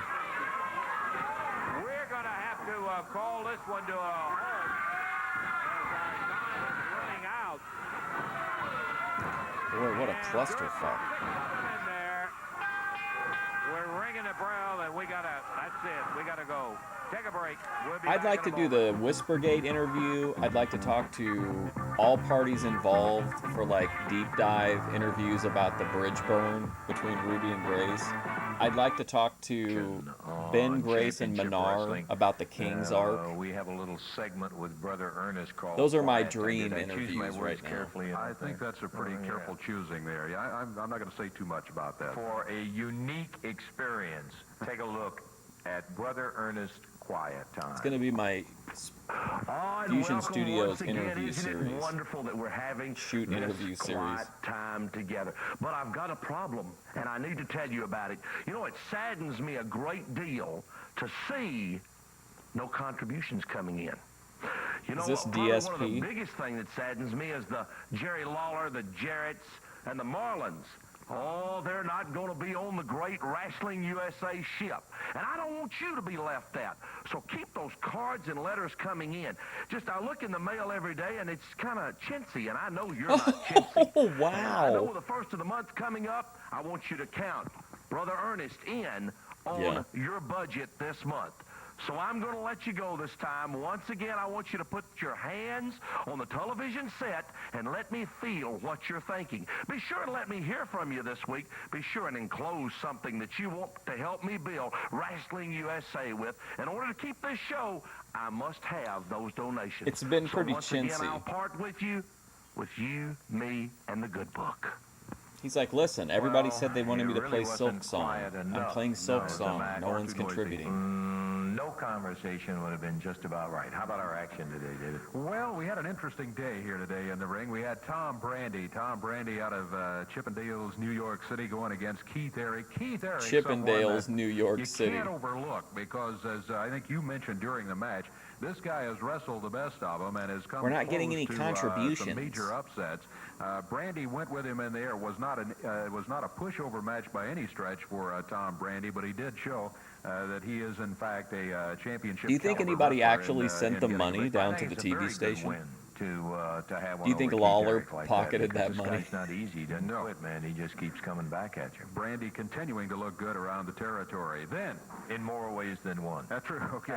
Return of the King, Jerry Lawler, who was coming in here today feeling mighty Man, good. what an episode. I forgot. This seems like it's been like a really long episode. To recuperate from a burn delivered by Hot Stuff Eddie Gilbert.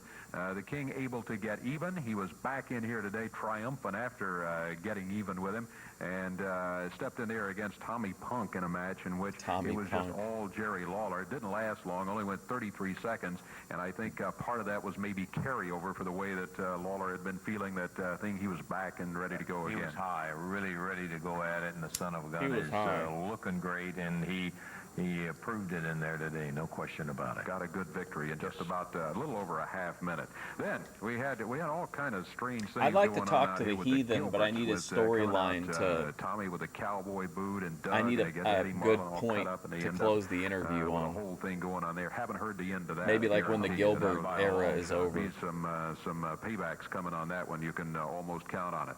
Mighty Yankees in against Doug Dancing and Alan Reynolds. Mighty Yankees, a new team in this territory, but as we said during the match, they've made a reputation all over, and I was impressed. Unfortunately, I was impressed because, as I said, they not only can they wrestle, they disregard the rules, and that can be a deadly combination, especially in championship-type matches. So yeah, there's no question. They showed not that they, by any means, stayed with the rules all the way, but they showed that they can wrestle. Are you guys, any of you actually like follow the DSP detractor channels? I was just thinking of how funny it was. He told them the other day that like he had to have a certain amount of money by 3 p.m. because he needed to notify his wife whether or not she should start cooking. I just think it's like the craziest shit. And as you point out, boy, when you put those two together, you got some kind of real problem. And another thing is the fact that they've got size, and the fact they've got experience in there, and they're going to be some tough competition for anybody. Look out! In that ring. Look out! They are coming. And another new team too, the Cuban Assassins. Now, didn't know as much about them. We had heard about them, and actually they $1,500 to try Taco Bell. And, since then, they have just been going all around, and well, they're impressive too. Boy, did you notice that it was nonstop? I mean, from the time the son of a gun started, they just stayed right on top. Bam, bam, bam, bam. They just kept right on. The Freezer and Ken Raper in there, and Freezer and Raper getting the victory on it. I don't know how long. I don't remember exactly how long that one was. It was about a minute and a half of non-stop action. The Cuban Assassins do take it, and you're right. It was just that was only 90 seconds. That seemed way longer than that. It was a 6-man tag team match. In this one, you had all sorts of little side things going on because of the bad blood on either side of the ring, and it ended up with everybody in the ring at a couple of points and all sorts of things going on. It ends up. Man, this is a long recap, winner, which will go into the record books, but lots of action in that 6-man tag team match. Yeah, a lot of times the guys that are involved in it walk away with a feeling because nothing came out victorious or otherwise, and the fans love it. Yeah. Hey, we got to get out of here, son of a gun. We'll be back next week with more championship. They're like, Dave, we need you to stretch the outro. Bye-bye, everybody. All right, here we go. April 16th, 1988, so it's the very next show, CWA Memphis Championship Wrestling. Will Brother Ernst have gotten contributions?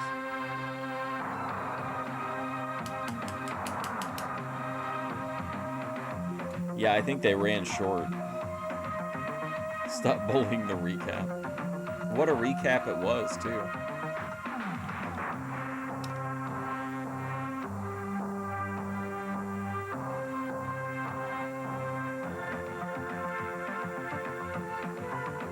I miss Bill Dundee. We haven't seen him today.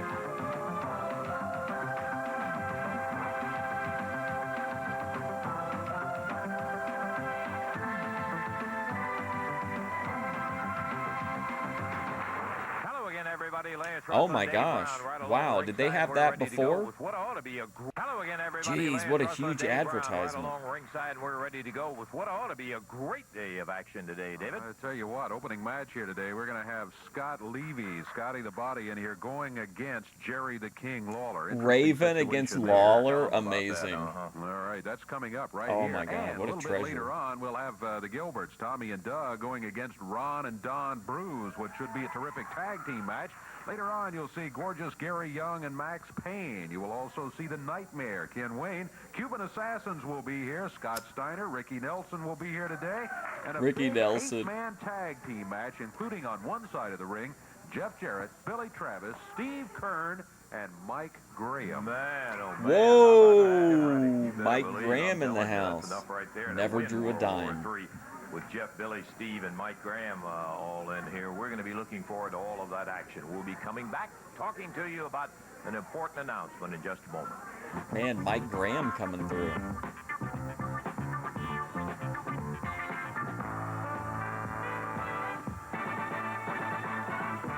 Against Scott Levy. He really hates like Benoit, Guerrero, Malenko, Jerry Jarrett that was group of scheduled guys, to be Perry out Saturn. here, with a very, very important announcement. I talked to Jerry a little earlier, and the plane is running late. He may be coming in before the program is over. We certainly hope so, to make the announcement.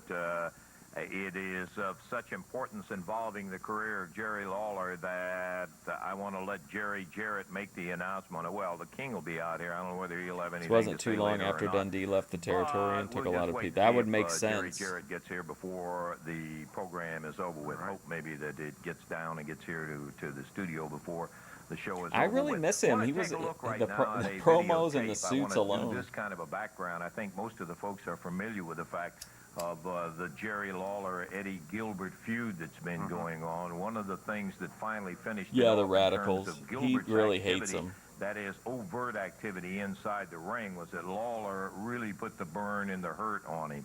And following that, His Gilbert shoot came out interviews are very just plainly crack and me up. bluntly and said He says is he looking gave for bounty Eric hunters Bischoff to all come the in here, ideas that willing to worked, dip in his savings but he for never got any credit for them. $25,000 to anybody who can re-break the leg of Jerry Lawler. Jerry, of course, was hurt very badly in his leg in a battle with Joe LeDuc some years ago, and Gilbert is under the impression that a leg break is going to put Jerry out for good. That's going to be the end of the career.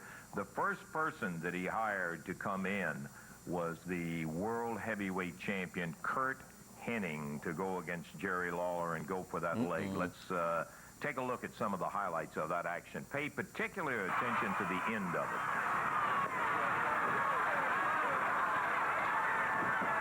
Ooh. Smashes him with the chair in the back of the leg. He's doing a number on Oh, it was Lawler's Mid-South. He goes to the inside. It does feel like, going back a little bit, a few weeks, that it does feel like there's a pretty big fundamental booking shift happening. As the crowd screaming to Lawler, Hennig takes a shot from Lawler. He may have doubled him over with a low shot. Outside of Lawler and Gilbert, I mean, it is a big story, but other than that, like, it doesn't seem like there's really much going on. Lawler goes for the leg, Danny, pounding away. I mean, with the Blue Knight, you don't need a storyline, but Even up. Now look at this. Lawler puts the chair in the corner, grabs Hennig in a standing side headlock. oh, And Hennig throws Lawler off. The referee knocked all the way out of the ring, and Lawler down on his back. Lawler's down again. Here comes Missy High, and I see her making her way down the yeah, I never really. side, Lance. Mike Graham and Greg Gagne both, like, their attitudes don't match Virtually finished. what they did in the business, in my opinion. Lawler grabs it. Lawler's got the Mike Graham was much more entertaining about it, though. intercepted, and it pounds Hennig. Kurt Hennig down. Back into the He was funny on the old WWE 24/7 Legends roundtables. Scott Levy, what is this? Lawler picks Scotty the Body up, Oh. puts it down, hammers his head into a pile driver. It was not Gilbert. Is this Gilbert?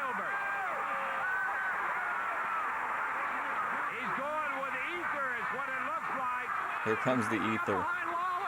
He's got it around his face. He's got Lawler around the face. And Hitting him with that cold Cosby.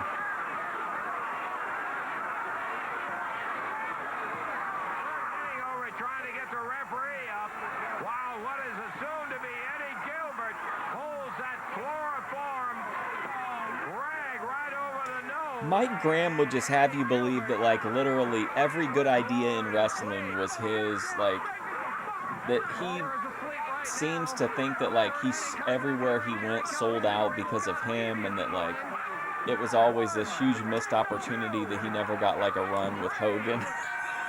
You know what I mean? It's just so over the top. The official win went to Kurt Hennig in there. I've asked Scott Levy to come out here. Scott hadn't been in the territory too long, and I just flat want to come out and ask. See, we can have one of the last links to Memphis in our Heroes of Wrestling reboot if I can just win the lottery before Raven dies. In terms about it, you involved yourself in that match. You really had no business being in there whatsoever. How much did Eddie Gilbert pay you to go get involved in that match, Scott? Well, Lance, he didn't pay me any money, Lance. You mean you got involved in that match and Eddie Gilbert did not pay you anything at all? No, I didn't say that, Lance. I didn't say he didn't pay me anything. He didn't pay me any money. Oh, he didn't pay you money. Well, what in the world did... Even when he's telling the story about, like, when he found out that his dad had died, he was like, yeah, I was at the Super Bowl, and I was in the VIP of VIP rooms, and, you know, people were coming up to me. Everybody knew who I was, and, you know, then I got a phone call, and I thought, oh, it's because, you know, everybody here, you know, everybody knows I'm here and wants to talk to me. It was just such a bizarre way of telling that story. Did he pay you? Well, we had sort of an arrangement. An arrangement? Come on, Scott. We've got a lot of people out here involved. When you're a professional wrestler, you're a public figure now. What kind of an arrangement are you talking about? Well, he offered me a date with Missy Hyatt. Ooh. He what? He offered me a date with Missy Hyatt. He offered you a date with Missy Hyatt. He got Lalo you arc. involved. Turn your back on some friends. You got up in the ring Carrot. on the promise of Carrot a on a date stick, with Missy dangling the Well, pussy. she's one of the world's most beautiful women, Lance. I mean, have you had the date yet, Scott? Was it worth it? no, we haven't had the date yet, Lance, but it's coming up. Oh, you haven't had the date. You know, the match was Any a day week now, ago Lance. in Memphis, Tennessee, and you haven't had the date yet with Missy Hyatt. But you Oh, know, OPC yeah, wants an you're interview great. too. That could be good for the Gilbert's reneged. for the series. What are you trying to say? Are you trying to give us a bad name or All what? I'm trying to say is, what are you trying to do to a nice young guy that comes in here? No, Scotty knew the deal. Scotty, all you have to do is get in the ring and beat Jerry Lawler 1, 2, 3. That's all you have to do because, you know, Jerry Lawler's so easy to beat because Hot Stuff Eddie Gilbert beat him so You've many got a times. match with Lawler up there. You're going to find out exactly. Go in there and beat him 1, 2, Well, he's in a neck brace, Lance. What the fuck? And Who's you're where's the telling me medical that the date that people you're going to at? have with Scott Levy is contingent on him beating. Well, let's go to the ring right now. Missy You think Hyatt. Missy put the box on him and it turned him into Raven? Contingent on Scott Levy beating. Oh, here Jerry we go, Lawler in the man. ring Awesome. Right now, is that correct, Missy? Oh, yeah, it's going to be so easy for him to beat Jerry. And that's what you told Scotty, that it's going to be easy. I to just beat wanted to date Jerry, and all I needed you to do was lay down for me so I could get a date. But no, you had to only think about yourself. Jerry Lawler, Scott Levy I'm a latchkey off and running kid. in a battle here that has a little bit more significance than just a match right here on television. Lawler does not like the young man, all because of Missy Hyatt and Eddie Gilbert. This is so wild. Oh, man. American man would do. That from Missy Hyatt. Jerry Lawler winning. Oh, no. He puts him down. He's going for another pile driver. No, come on. On an already injured neck? Jerry Calhoun stopping. He starts the Don't count do on it, him. Jerry. Bam! And Lawler tees off on him. Nails him with that huge right hand to the rope. Latchkey now kid. You've got Scott Levy in two. 1, 2, 3, and that is that. Well, Complicated stuff. there's your hero there, Missy Hyatt, laying out in the middle of the ring. You see what him got involved with. It's pretty. Mad Jerry. That's a way of leaving it open for interpretation. Come here. Yeah, oh, yeah, your master's voice calls, Scott. Yeah. Now, you got in there, and you got involved and got Jerry Lawler irritated in there, and you're lucky you didn't put that second... What was that? What was that? He just beat you in there. I thought you said you could beat him. You said that he could beat him. You said it was going to be easy. Don't forget, one of the funniest bits of Raven lore is that he showed up, I think, drunk one night in a Vegan Patriot stream and started, like, hardcore hitting on her. And I kept dropping, like, deep-cut trivia about Raven to VP. And then Raven started, like, donating a bunch of money and dedicating it to me and VP. We thought for sure that you could beat him. That's what you promised. You kept calling and promising. I can beat Jerry. I can beat Jerry. What a nothing-happening guy you are. What a wimp. You shouldn't even be in professional wrestling. Great. Well, I don't believe it. Well, Missy, are we still having a date? Still having a date? Ooh. Okay, Missy. Well, Scott, I don't want to say I told you so, but I got to tell you, that is exactly the kind of character that you can expect out of Missy Hyatt, out of any of the Gilberts in there. They've shown their true color. Okay, Jerry, now the match is over. And I just want to say one thing to you, Scotty. You're going to learn a lot of lessons in life, and especially in this profession, and I think you just learned one right then. I never thought there'd be a Raven VP crossover. That she is nothing but a sleaze bag, and anybody that would want to do her is stupid. Tell him, Jerry. You saw they made a big idiot out of you, Scott. They're not your friends, and you turned your back on people that have been your friends, and you made a mistake, and I hope you learned a lesson. And I'm right here right now to tell you that I can forgive you, and I can set you, you know, if you just stay away from jerks like that, you'll be doing all right. Here you go.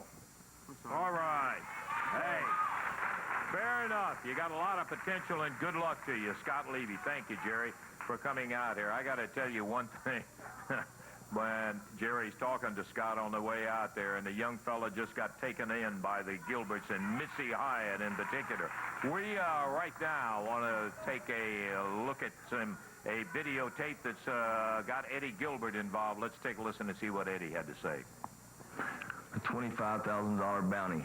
You know, I know for a whole week now that everybody throughout the Mid-South area and in the CWA and Jerry the King Lawler has all been talking about a $25,000 bounty. Was this filmed at the Thorpe apartment? If you don't know it, the whole wrestling world was talking about it. Every wrestler in wrestling today is talking about $25,000 they love to get their hands on.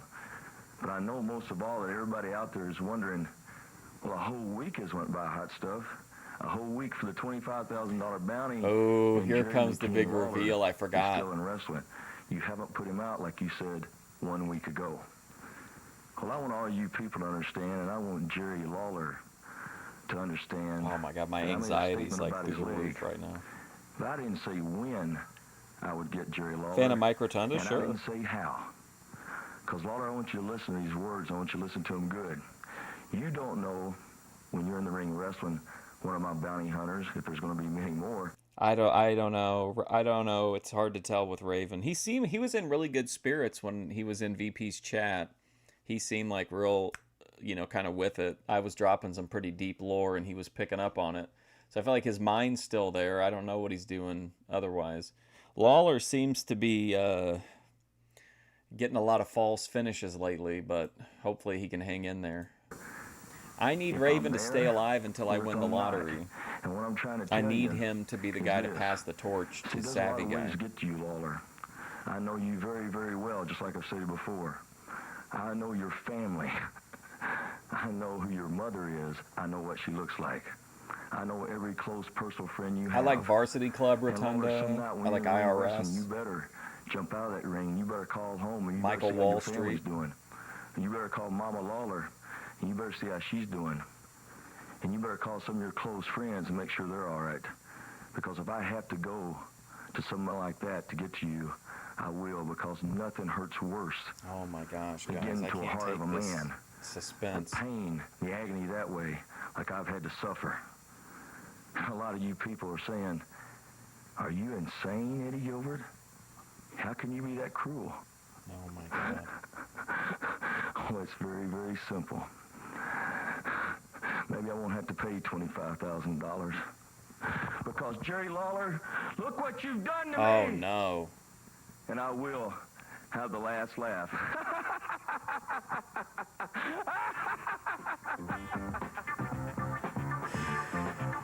Boy, I guess. I feel like that was a lot of build-up. Evansville Coliseum, boy, a great card lined up. But additionally, the last 3 matches are going to be dream matches, and I think you wrestling I mean, it fans looked know good for what it the was, kind but of I thought he was going to stipulations turn that can around, bring just out. be Let's bring Jerry completely, Lawler in here because the final disfigured match or is going to be something. Jerry Lawler against Max Payne, and if you win it, it's kind of a double reward. ATF Media, look at this shirt. Any kind of stipulation on a dream match of yours, Do you what think would it it's be? like And I American, came up, I a sat down and I thought, and I deconstructed said, well, American the flag? match that I'd like to have most is a match in which I could get my CWA title back around my waist. So then I had to go against Max Payne. But I also said if I won this match and got my belt, I'd also like another little special stipulation, and that would be 5 minutes in the ring with Missy Hyatt. And they had the coin toss, and I happened to win it. So I get that dream match Wednesday night right here in Evansville. Max Payne, I beat him. All I got to do is beat him, and I get the CWA title back, and then 5 minutes in the ring alone with Missy Hyatt, and I'm going to do some damage. Fall 10-minute time limit match coming up right here. The Gilberts, Doug and Tommy out of Lexington, Time Tennessee, limit match. going against Oh, Ron I thought he was and saying Don Bruce expiration out of time Florida. match. Referee Jerry Calhoun says, let's go. It is Don Bruce starting against Tommy. Doug Gilbert dye his hair. The match, Dave, obviously at the one fall 10-minute is a non-title match. The Bruce brothers hold the AWA Southern Tag titles, and we're delighted for them. This is a kind of Ron interesting is match for back TV. in It's got to action have a again. fuck That's Don finish, you in would there think. right now, but Ron is the one that This is a pretty got premier his head matchup. messed up and busted open where he had to lay out about a week, but he's back in action and feeling good. We were talking to him before the show got started today, and he's ready to do that. Speaking of fuck finish, if you would also like closure to the Whispergate saga, you can gently let Ruby know that you would like to see it brought to fruition. Oh, Tommy Gilbert broke away. Hits back to the corner. Gently and positively. Got out of the hole. That was a main thing for him at that time. Yeah, look at the height advantage he's got. When you see him when they tie up that they have on most of the guys who are in there against big, good-looking athletes, I'm here to tell you, they have really come along fast. I think most everybody knows it, but we'll repeat it for those few who may not, that this team of Ron and Don Bruce were high school buddies of many of the Sawyer Brown, the great gold. I don't want to bring it up to her directly. I want her to ask me, and then I'll say I thought you'd never ask. And to get them into professional wrestling, and Mark Miller and all the guys at Sawyer Brown got to be very, very. Let's see if Doug Gilbert has better luck than Grace with the hair dye. They're holding the belts. That says a lot right there.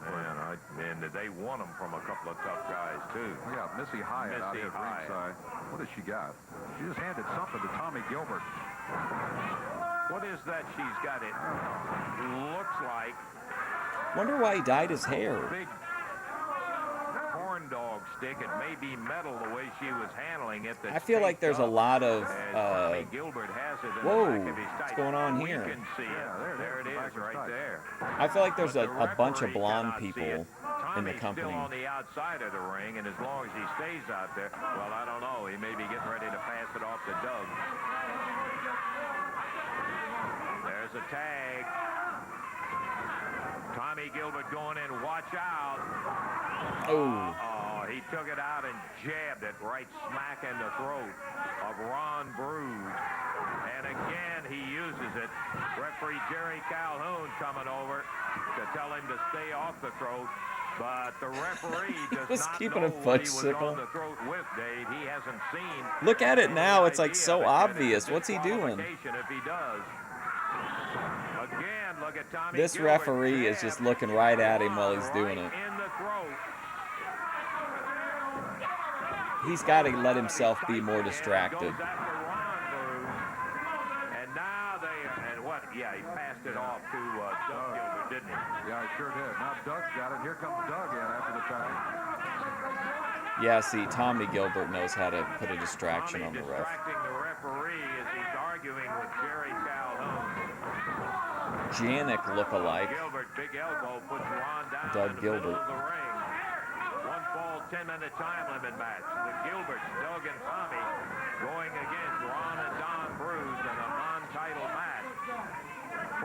lock, I wonder if Doug Gilbert...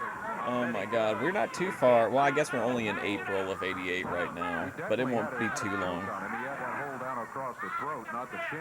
Doing like whether he was using that foreign object or not, we couldn't see. if I do 3 a show, that burns through them pretty quick. It's still better than those guys from Austin Idol's promotion. What are they called? Simply Divine, that have the thongs. Sure did. It's about the 4th time he's done that. And they're keeping the referee distracted. There's Eddie Marlin over there. When's the last year for CWA before it turns into something else?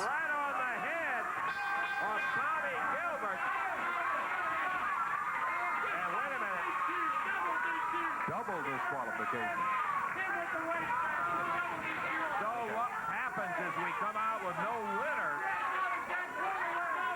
as a double disqualification. Eddie Marlin came Double out DQ. and handed Don Bruce the metal trash can. Don just 89's the last year, so what's 90 then? Does it go straight to USWA? Qualify the Bruce brothers, but also saw the item the Gilberts had in there, and it ends up in a double disqualification. I might have to go No backward winner in then, the match so with that the we Bruce can brothers finish and Tommy and CWA Doug before we Gilbert. move on to the Okay, next right now we want to take a listen to installment. what the world heavyweight champion Kurt Hennig has to say. Ladies and gentlemen, I've asked the heavyweight champion of the world to step out here and explain, if he possibly can, his I read that behavior. guy's The book. last What's his battle in name? Mid-South Coliseum, I am Matuziak? assuming it was Matuzak? ether that you used on Jerry the King Lawler could have ended his career. What possessed you? Let me tell you something. Yeah, I think we're going to go straight. Jerry I think we'll Lawler, go Eddie back Gilbert and finish called me up. You put him CWA, in what's the out there, hospital, and then we'll he move called me up into and he said, "Cool, Kurt, USWA, I I think. need some help, and I need Jerry, the so-called king of wrestling, eliminated."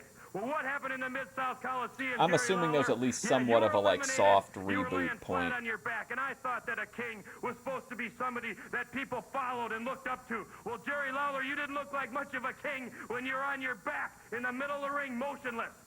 So the bottom line is, Mr. Lawler, you got outsmarted. The man from the north came down, and he outsmarted you. I told you when I started this, I told you I was going to finish you. Now, Jerry Lawler, I don't know what I'm going to have to do to get it through your thick head.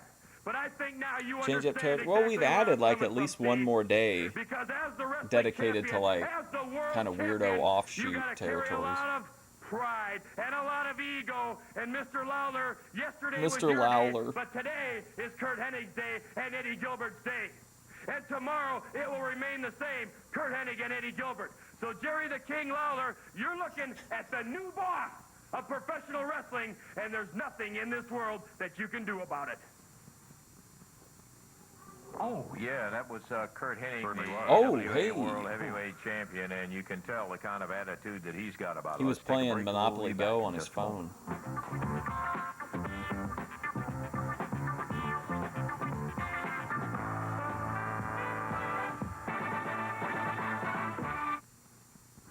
Merging with the USWA. On Sunday, May the 1st, Fort Knox, Kentucky runs against Sadowski Fieldhouse, 3 p.m. We'll have more on that as we get closer to it. Thursday, May the 5th, Pekin, Indiana, at the Eastern High School. You can save $1 by getting your ticket in advance on that particular match. I think there's a lot of let's take a look at all USWA the on action coming YouTube. up. Wednesday night, Or Coliseum. around. Boy, I love this night. U.S. Junior title match will be underway when the Nightmare Ken Wayne goes against Scott Oh, he's Steiner got the for that the title. light Tom heavyweight. Brandy with Okay, Kenny my Deeds bad. in the corner will be facing Brickhouse Brown with brother Ernest in his I thought he corner. had the big Then belt. starts He the just has the dream light matches. heavyweight Doug belt. Gilbert and gorgeous Gary Young won this one. They I was won gonna a say Ken hospital Wayne is your elimination match main with Jeff champion. Jarrett and Billy Interesting. Travis.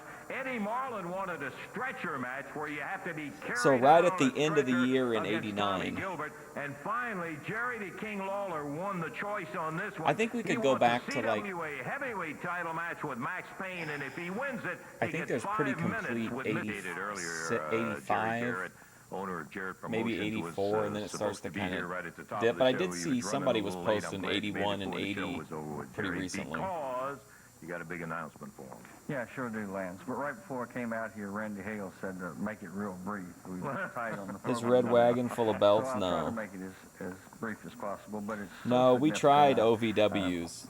it that hard didn't for me work to get in a out. hurry when I'm talking anyway. They cut me off like Jerry Lawler midstream. has been my friend. I've been a big fan of his, even when I was years ago when I was wrestling against him. You know, you develop a respect for your opponent. And because Jerry's one of the great ones, and I don't have to remind the people, Jerry is probably the only wrestler that I have ever heard of, or certainly wrestling today, that has wins over every former champion and every current champion that there is in the wrestling business today and during his wrestling career. And that's a unique distinction without being the champion. The champion, right? It's been one of the great frustrations of his life. I remember originally I I've been with him all foolishly of his tried wrestling career, Mid-South. and I know That how lasted bad like he 40 wanted minutes. that title and how bad we all wanted it for him. But wrestling belts are something that sometimes evade people, no matter how talented they are or how good they are. And Jerry's reached a point in his life when he came to me and he said, Jerry, I want one more match. And if you can get in touch with the guy in your organization, if you can line up a match with Henning, I either want to be the champion or I'm going to let that be my retirement night. Now, of course, this was startling to us, and after I can't go into all of the conversation we had concerning it, but Jerry's reached that point that he either wants to climb that very tip-top of the mountain or he wants to sit back and let somebody else do it. So we as a company, when we're faced with these kind of things, have no choice. It's not a pleasant event. At who was to promote. pushed there, Thomas? But because of our relationship with Jerry and because I know what's in Jerry his heart, Jarrett? we're going to do the best we can to do it. Now, the match has been signed. It'll be Jerry Lawler against Kurt Hennig, and it'll be May the 9th. The thing that we're going to try to do is bring in some people that night to make it a... I feel like there's a bunch of stuff you can show, but like it's all kind of, you pretty much have to be looking for your next thing pretty quick. Like it's only I don't know how long your streams are, but like the Austin Idol promotion is like fun, but there's only like 3 streams worth of episodes. But there's quite a bit of stuff like that, I feel like. Almost This Is Your Life, Jerry Lawler, if that's possible.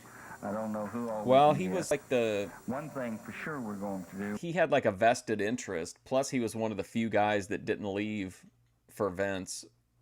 We're going to have a party for the fans. But he was already what we like call the Golden beyond Circle, pushed the by first that time. 3 or 4, depending on the demand, 3 or 4 rows of ringside. And those fans, after the matches, will have some refreshments and a party. And it'll either be one of 2 things. It'll either be a victory celebration party like you've never seen, or it'll be a farewell to Jerry Lawler party.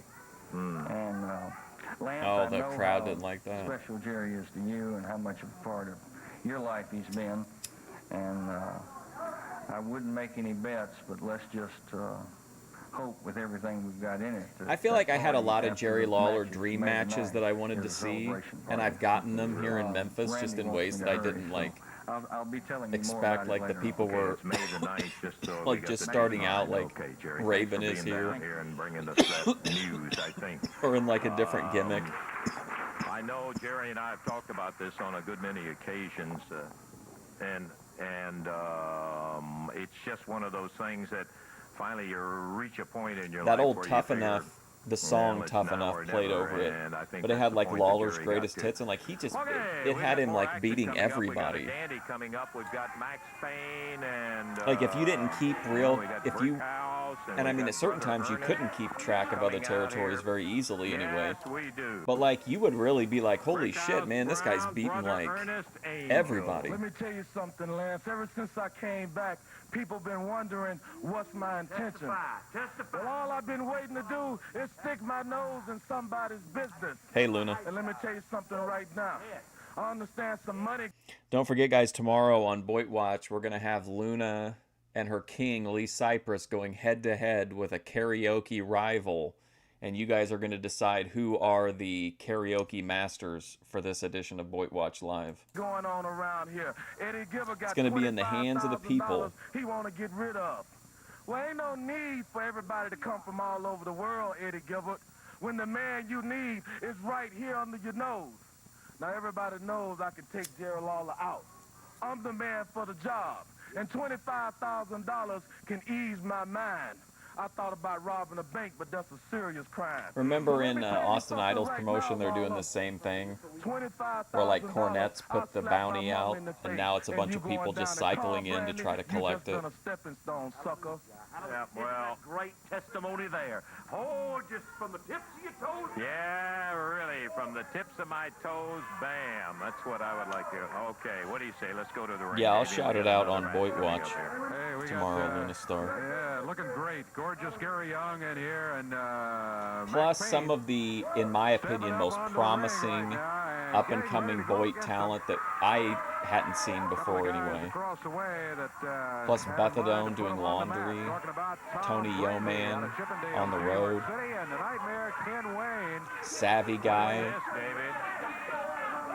Boyd legend, and first ballot Fusion Studios Hall of Famer Flexum will be featured, all at regular ticket prices. Yeah, we're ready for it. Bell time. Here we go. Tom Brandy starting out against gorgeous Gary Young. Kenny is over in the corner. And if you watch it live as it happens, it's presented ad-free thanks to Renegade's Rampage. Looks like he wants to talk to Brother Ernest. But What about tonight, Luna? zeroing in on him. In the meanwhile, in the ring. I was hoping to have something real hot off the presses for in the morning. Hey, Sammy Boy Smith. Kenny D's got his finger pointed and his feet headed in the same direction, right at Brother Ernest Angel. Said he came a long way to get him. Brother Ernest doesn't even know who he is. He's walking Tune in early, save a buck. Yep. Where did he come from? You go have a conversation. He'll tell you who he thinks he is. Kenny D, who's a rather outspoken, verbal and physical manager.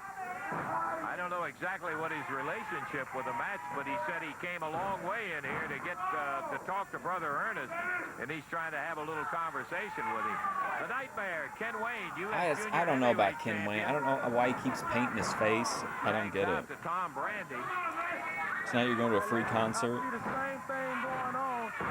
Well, can we expect some kind of coverage, or he's going to leave us hanging? Brother Ernest doesn't want to find out. I can tell you that. Brother Ernest up in the middle of the ring as Kenny D zeroes in. Gorgeous Gary Young steps in between Kenny D and Brother Ernest. Dave, I don't know what in the world is happening. Be there. The referee's just stopped it or what? I don't know if he just stopped it or double DQ'd him here because Brickhouse. What the hell is happening?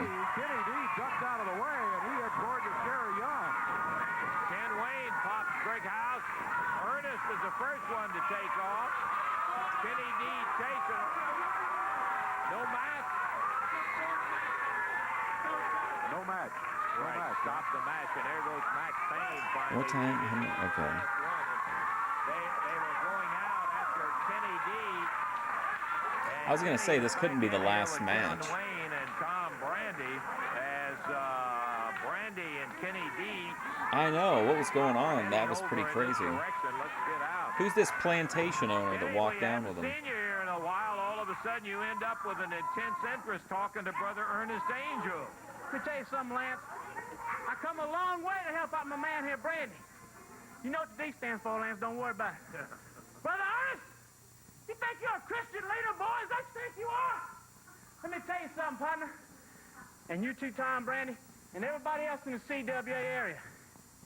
When there's a manager finna jump your back, and there ain't no doubt about it, put Kenny D in your corner, and don't worry about it. Kenny D? So you got in touch with Kenny? You're smoking a cigarette? Well, Luna, you got to get that skill down. All right. Have you ever watched Grace Thorpe? She can do everything while she's smoking. With Brickhouse when you get in there. Kenny D, back again.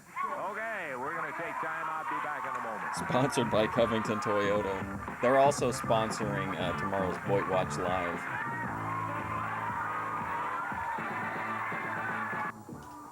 It's a free show tonight. Okay. But I mean, are you going to take any footage for us to see? In a moment. The King. Lance, I know I'm not supposed to be out here right now, but I just wanted to come out.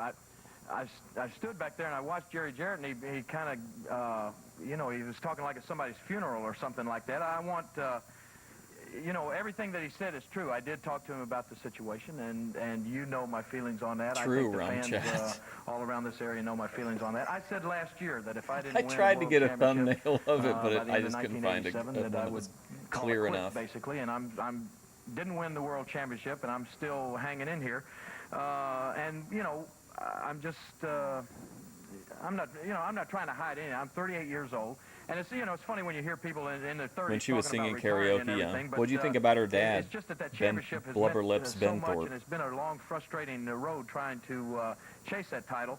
And I just, you know, I told Jerry that if I could get one more shot at it, if I didn't get it, then Yes, you know, there I think be it's time to footage. kinda Are you step like a aside and pirate? let somebody else take some shots at it. I really like so that's that. what we're looking at. Yar, there be footage. You know, all of a sudden, Jerry Jarrett's got me retired, and in an Me old folks' King home, will acquire some I just want footage. Jerry Jarrett, and I want everybody else to realize that I feel real good about this situation, and I want it to be an upbeat and a positive type thing, because I know now that I'm going to have to put my nose to the grindstone, some serious training, some serious film watching, some serious taking this thing, because this is, you know, it's either going to be You like the karaoke? Yeah, I like to watch him sing karaoke. Hopefully they don't have they got their power shut off, though. though. A really good new career, and can you believe it? They're sitting there, Luna, as and streamers with no power or gas in their apartment, and Daninsky is laughing at them. Step aside out of professional wrestling. One of them Can you is taking believe care of that? Eddie Gilbert He's and Missy laughing. Hyatt, and I'm going to do that right Their away. power And the is other turned Lance off, and is Daninsky winning is the laughing. World Heavyweight Championship. It's you know, it's eluded this area. It's been time. The fans, there aren't any better fans in professional wrestling anywhere than they are right here in this Mid-South area, Lance. And I think they deserve a World Heavyweight I saw Championship that. right here, and I've tried to Sammy give it Boy to them, and I'm Smith. going to try one more time. And believe The me, thing I saw said though that he was like recovering or on the road to recovery. Found it out in golf. Arnold Palmer found it out. A lot of the guys. Hang in there, King. You got to kick out, buddy. Successful. You get outside interest in business. It takes 100% concentration. Are you ready to really maybe let some of those outside interests slide and put your 100% back on getting that title? Well, yeah. I hope. You know, I think I am. You know, that just remains to be seen. There are, as you said, Lance, a lot of other things. There are other things going on. This particular television show right now, a lot of the fans don't realize, but has now gone nationwide. Dave's channel is causing all kinds of problems for the Thorpes. There's another secret a lot of people probably didn't realize. Gordon Soley, He's got people thinking that Grace is some kind of into witchcraft and that Ben is an opium addict. He's right upstairs right now in this building. Gordon Soley is doing commentary on this show, and it's I was going to say, all over the country. And seems like he's had a few kind of big health things come up recently. It's going to be picked up and put on a national cable. It's going to be one of those things, man. Things going on, but all this is exciting. But believe me, we're getting down to so few of them left, like that it's really like it's just hits different. And that's still you know what I mean? Like when you're really down to like there's just not that many guys left from this era. It's time to do some TV shows or something. Okay, partner, I'll tell you one thing. You put your mind to it 100%, my money goes on you. Thank you, Lance. Okay, buddy.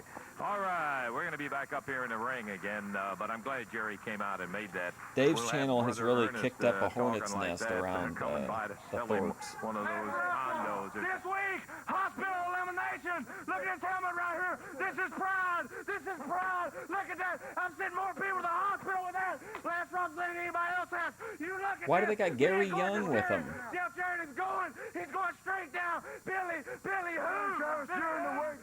That's how you do it in Memphis. Just get fucking loud and aggressive. Stretcher match, right, Lance? Eddie Marlin, I want to tell you something. Oh, boy. I have already beat you, man, so bad. I can't understand how Texas you can keep boot coming back match? to the ring. But it's going to happen. You know what? I just don't really think, Lance, that they can find a stretcher really big enough for Eddie Marlin, because they get him on there and he'll roll off, because he's going to look like a blimp out there. That's exactly. Remember what when you Billy look Jack like, Eddie Haynes Marlin? said that he You thought are a Vince stretcher McMahon's like dad I've was seen his other dad? guys over the years with broke legs, their backs messed up. Man, They those can't shoot walk interviews out. are Come on. just, If they're you was art. out here now, man, I'd slap you right in the face. Do you know it? It don't matter. Hey, They're all going down. did you ever think you might be the one that's on that stretcher in there? We'll be home tonight around 3. What are you guys going to have for dinner? About him being All right, I'm out here right now, Tommy Gilbert. Come on out and talk face to face, young man. I'll put my glasses up. You come on out and slap the old man's face. Come Now, on. Lance, I've had several matches with Tommy. In the last 2 matches, I won the match. Yep, you sure did. But one big thing, I lost the fight. And this is going to be a fight, Tommy Gilbert. Now, you said the old man didn't have any fight left in him. Now, if he beats me and they carry me out on the stretcher, Tommy Gilbert, maybe you're right. Oh, my God. Maybe the fight has gone. But on the other hand, if I beat you, Tommy, you will have to say that the old man has still got some fight left in him, and I'll guarantee you I'm going to prove it to him. Oh, boy.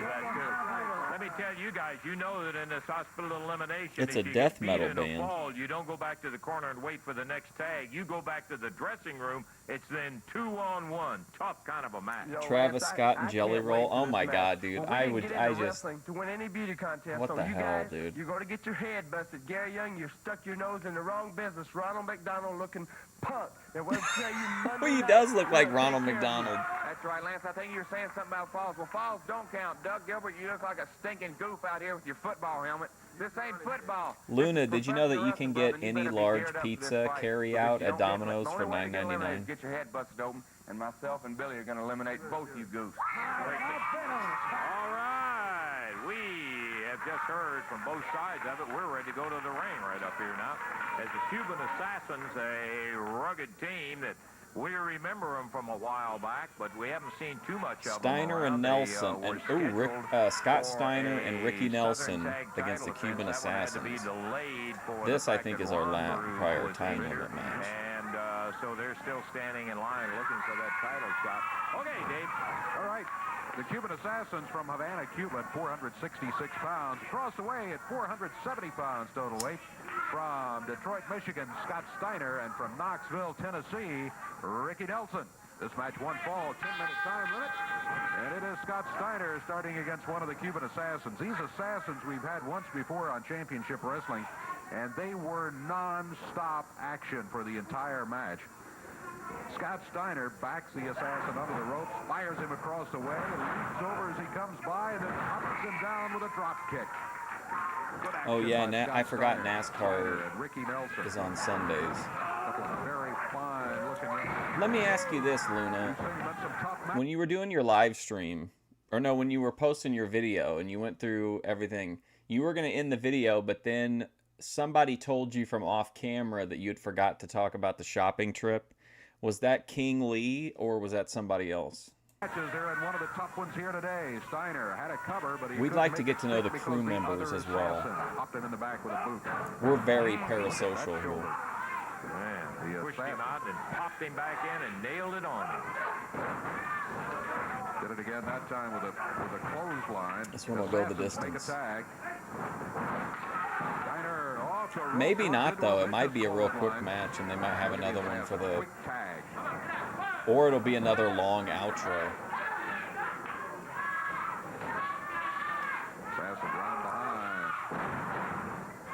See, I don't... That doesn't really do a lot for me. Scott Steiner moved out of the way. He's over to the corner. And here's our first official look at the match. Here comes Ricky Nelson. Botching a body slam. Now, both assassins, Ricky Nelson, Scott Steiner. Nelson with a good drop kick. The assassin put Scott Steiner out of there. September 21st on Netflix is Wrestling Palooza. Oh, really? Nelson rolls him down off the rope, shoulders it down. The other Are you getting any craft sodas? They're always ready to do that, aren't they? Boy, I'll tell you, that double team is tough. It's going to be tough to get a 3 count on them as quickly as they are into the ring to help out their partner. Nelson being held up by one of them. The other one got him with the back of the open. But who told you that? Who said that from off? Someone told you from off screen.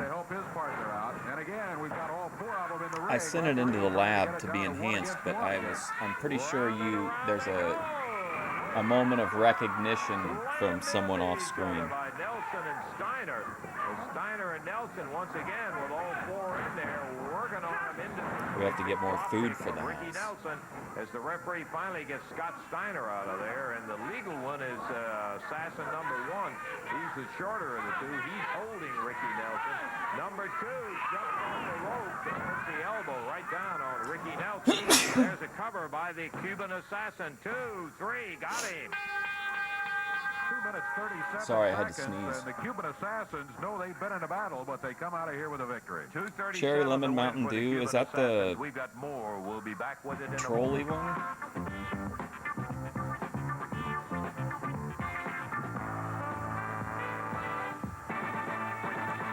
You're gonna get Monster Coffee? Dream matches, I love them. Boy, you get some wild and woolly dreams coming out of it. And I think Wild I and like the main woolly event the most dreams? Wednesday night, Evansville Coliseum.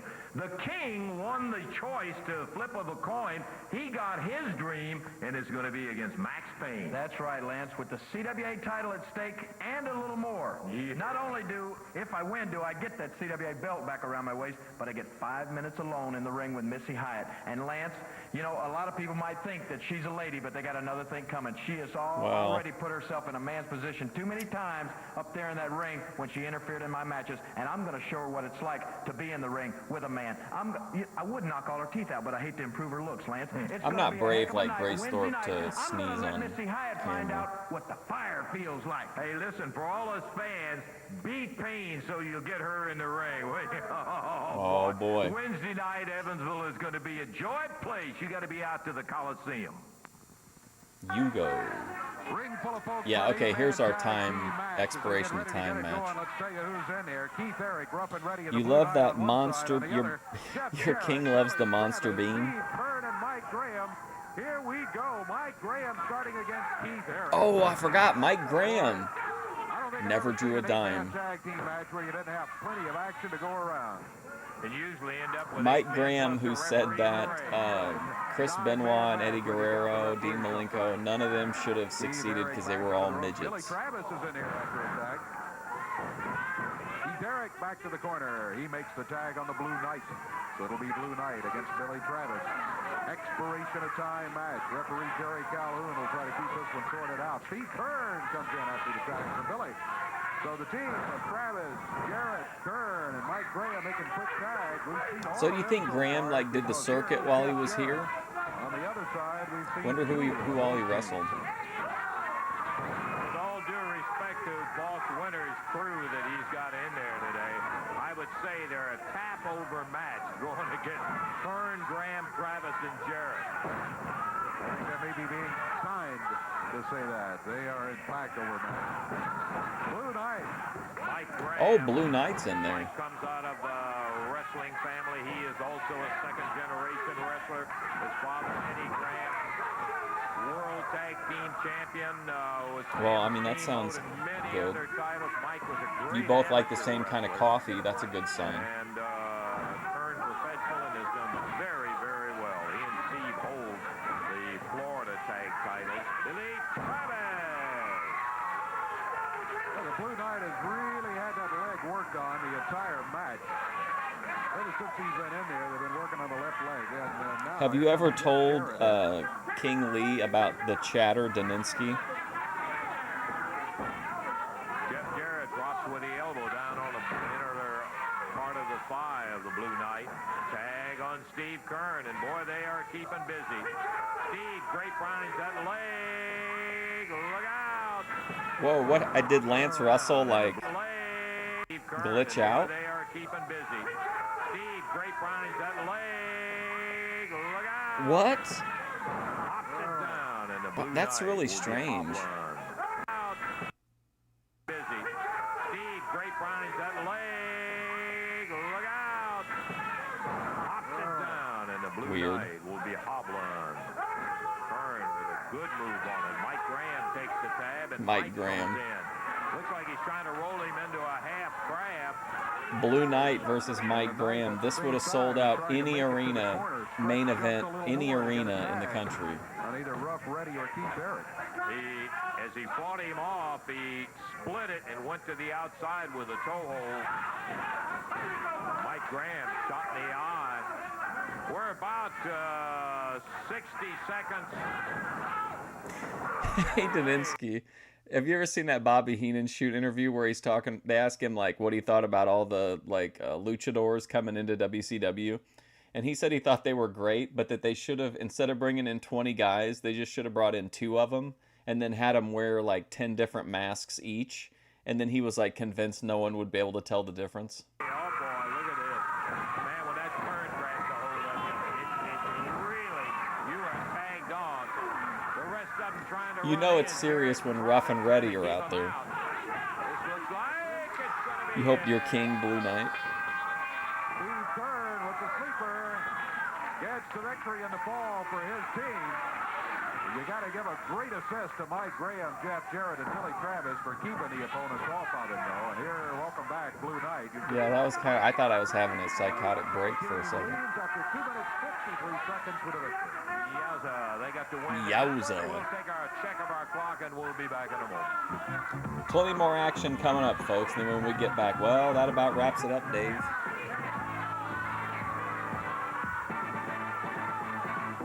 Scott Huddleston from Portland, Oregon. Congratulations, Michael. I also want to give you the question for this week. Name 3 former football players.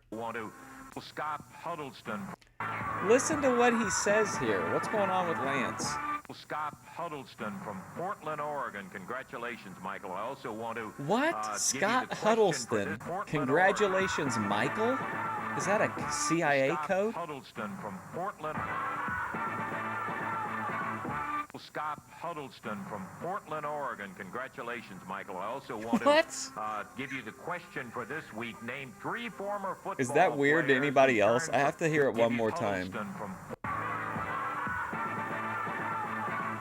Scott Huddleston from Portland, Oregon. Congratulations, Michael. I also want to give you the question for this week. Name 3 former football players who turned to professional wrestling as a career. Oh.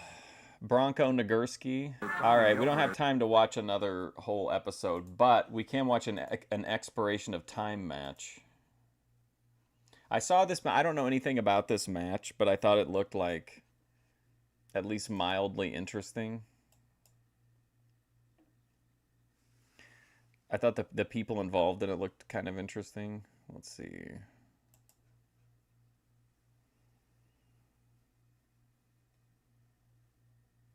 All right, give me just a second. Here we go. This is from 1999, by the way.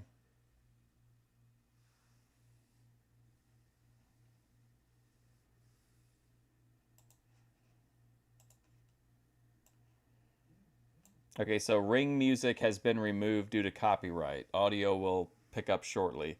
This is Rip Williams versus Mr. Biggs. Congratulations, Michael.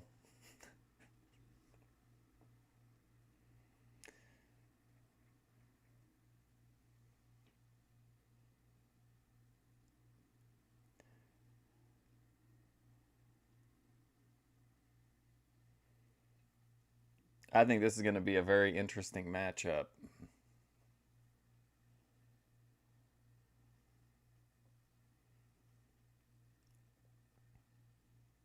You can tell Luna's part of that Attitude Era. You're going to the lounge? What if, hang on. What if Josh is there?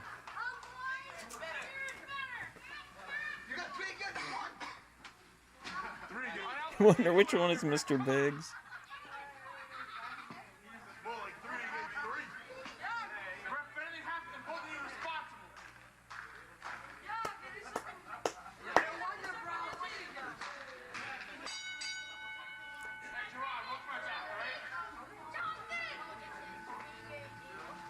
What an interesting venue. Ooh. Ooh, bigger's better.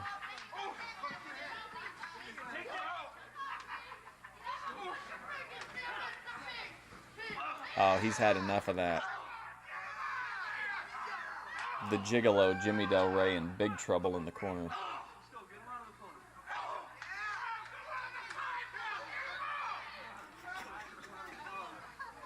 You think that guy farted on the way to the ring?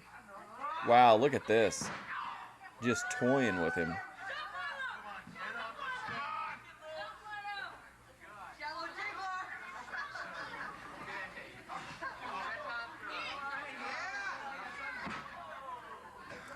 Don't worry, your friends will take care of Josh. Well, for legal reasons, I'm going to pretend like I never saw that, Luna. Danny McBride.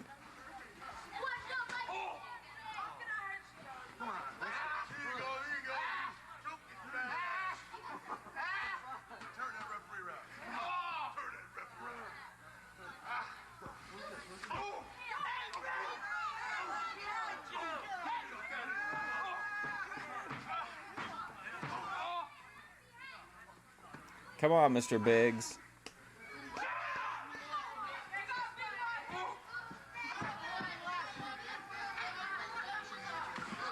What the fuck was that? Hey, you can't expect a lot from an expiration of time match.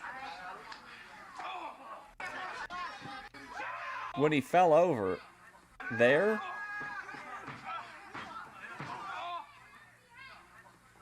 That one?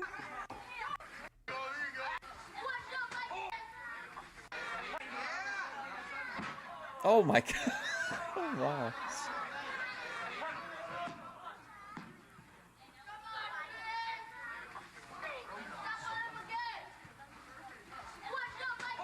You're talking about the heart attack? I gotta go back further than that? Oh my god.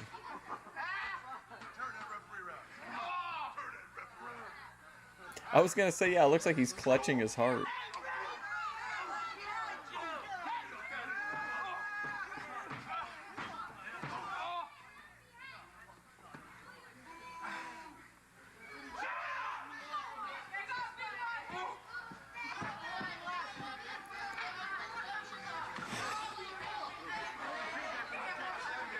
I hope this isn't like some tragedy video.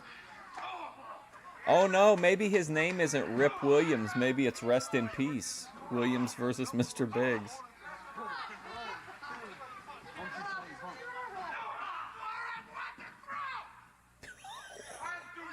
What'd that guy in the crowd say?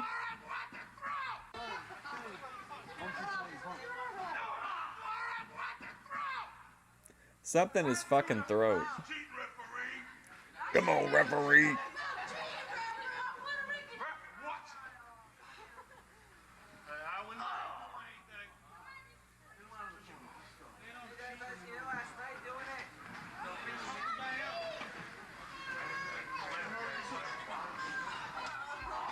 Two of your guy friends are going to be there. You're going to roll in deep then to send a message of strength, is essentially what you're saying.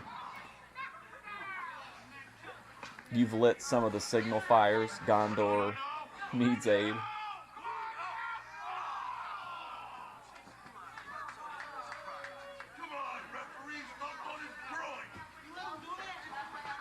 Do we know who they are, Luna? Who are your bodyguards?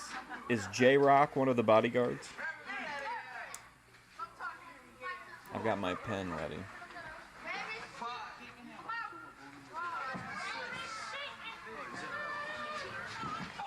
Come on, Mr. Biggs.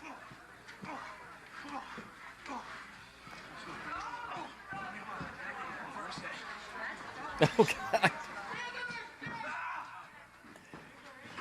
Reverse it.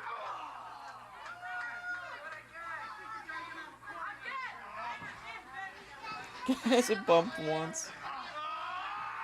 Well, come on. I mean, you don't want Andre to be always leaving his feet.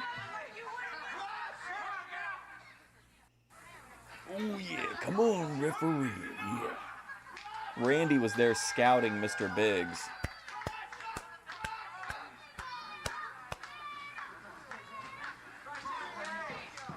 What happened to this guy's attire? Give him another one. Oof.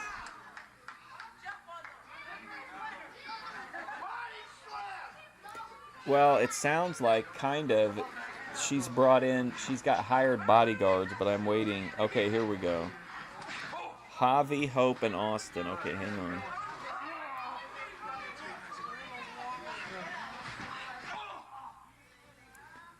Are Javi, Hope, and Austin. Okay. 2 guys, 1 chick.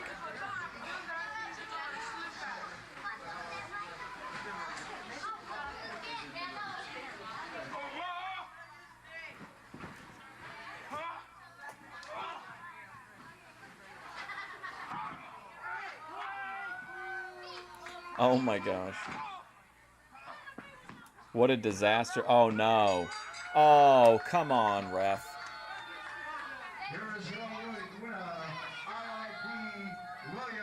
Oh, so it is. It was R.I.P. Williams, but I thought his name was like Rip Williams, but it's not. It's actually like R.I.P. Williams. The exit music has to be censored. It's the song My Sacrifice.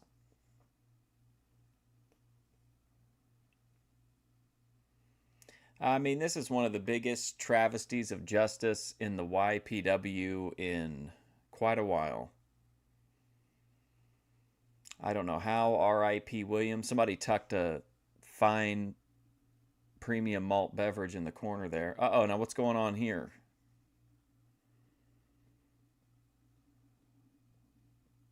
Those are all guys? Wait, you know a guy whose name is Hope? I thought that was Tofia Chu.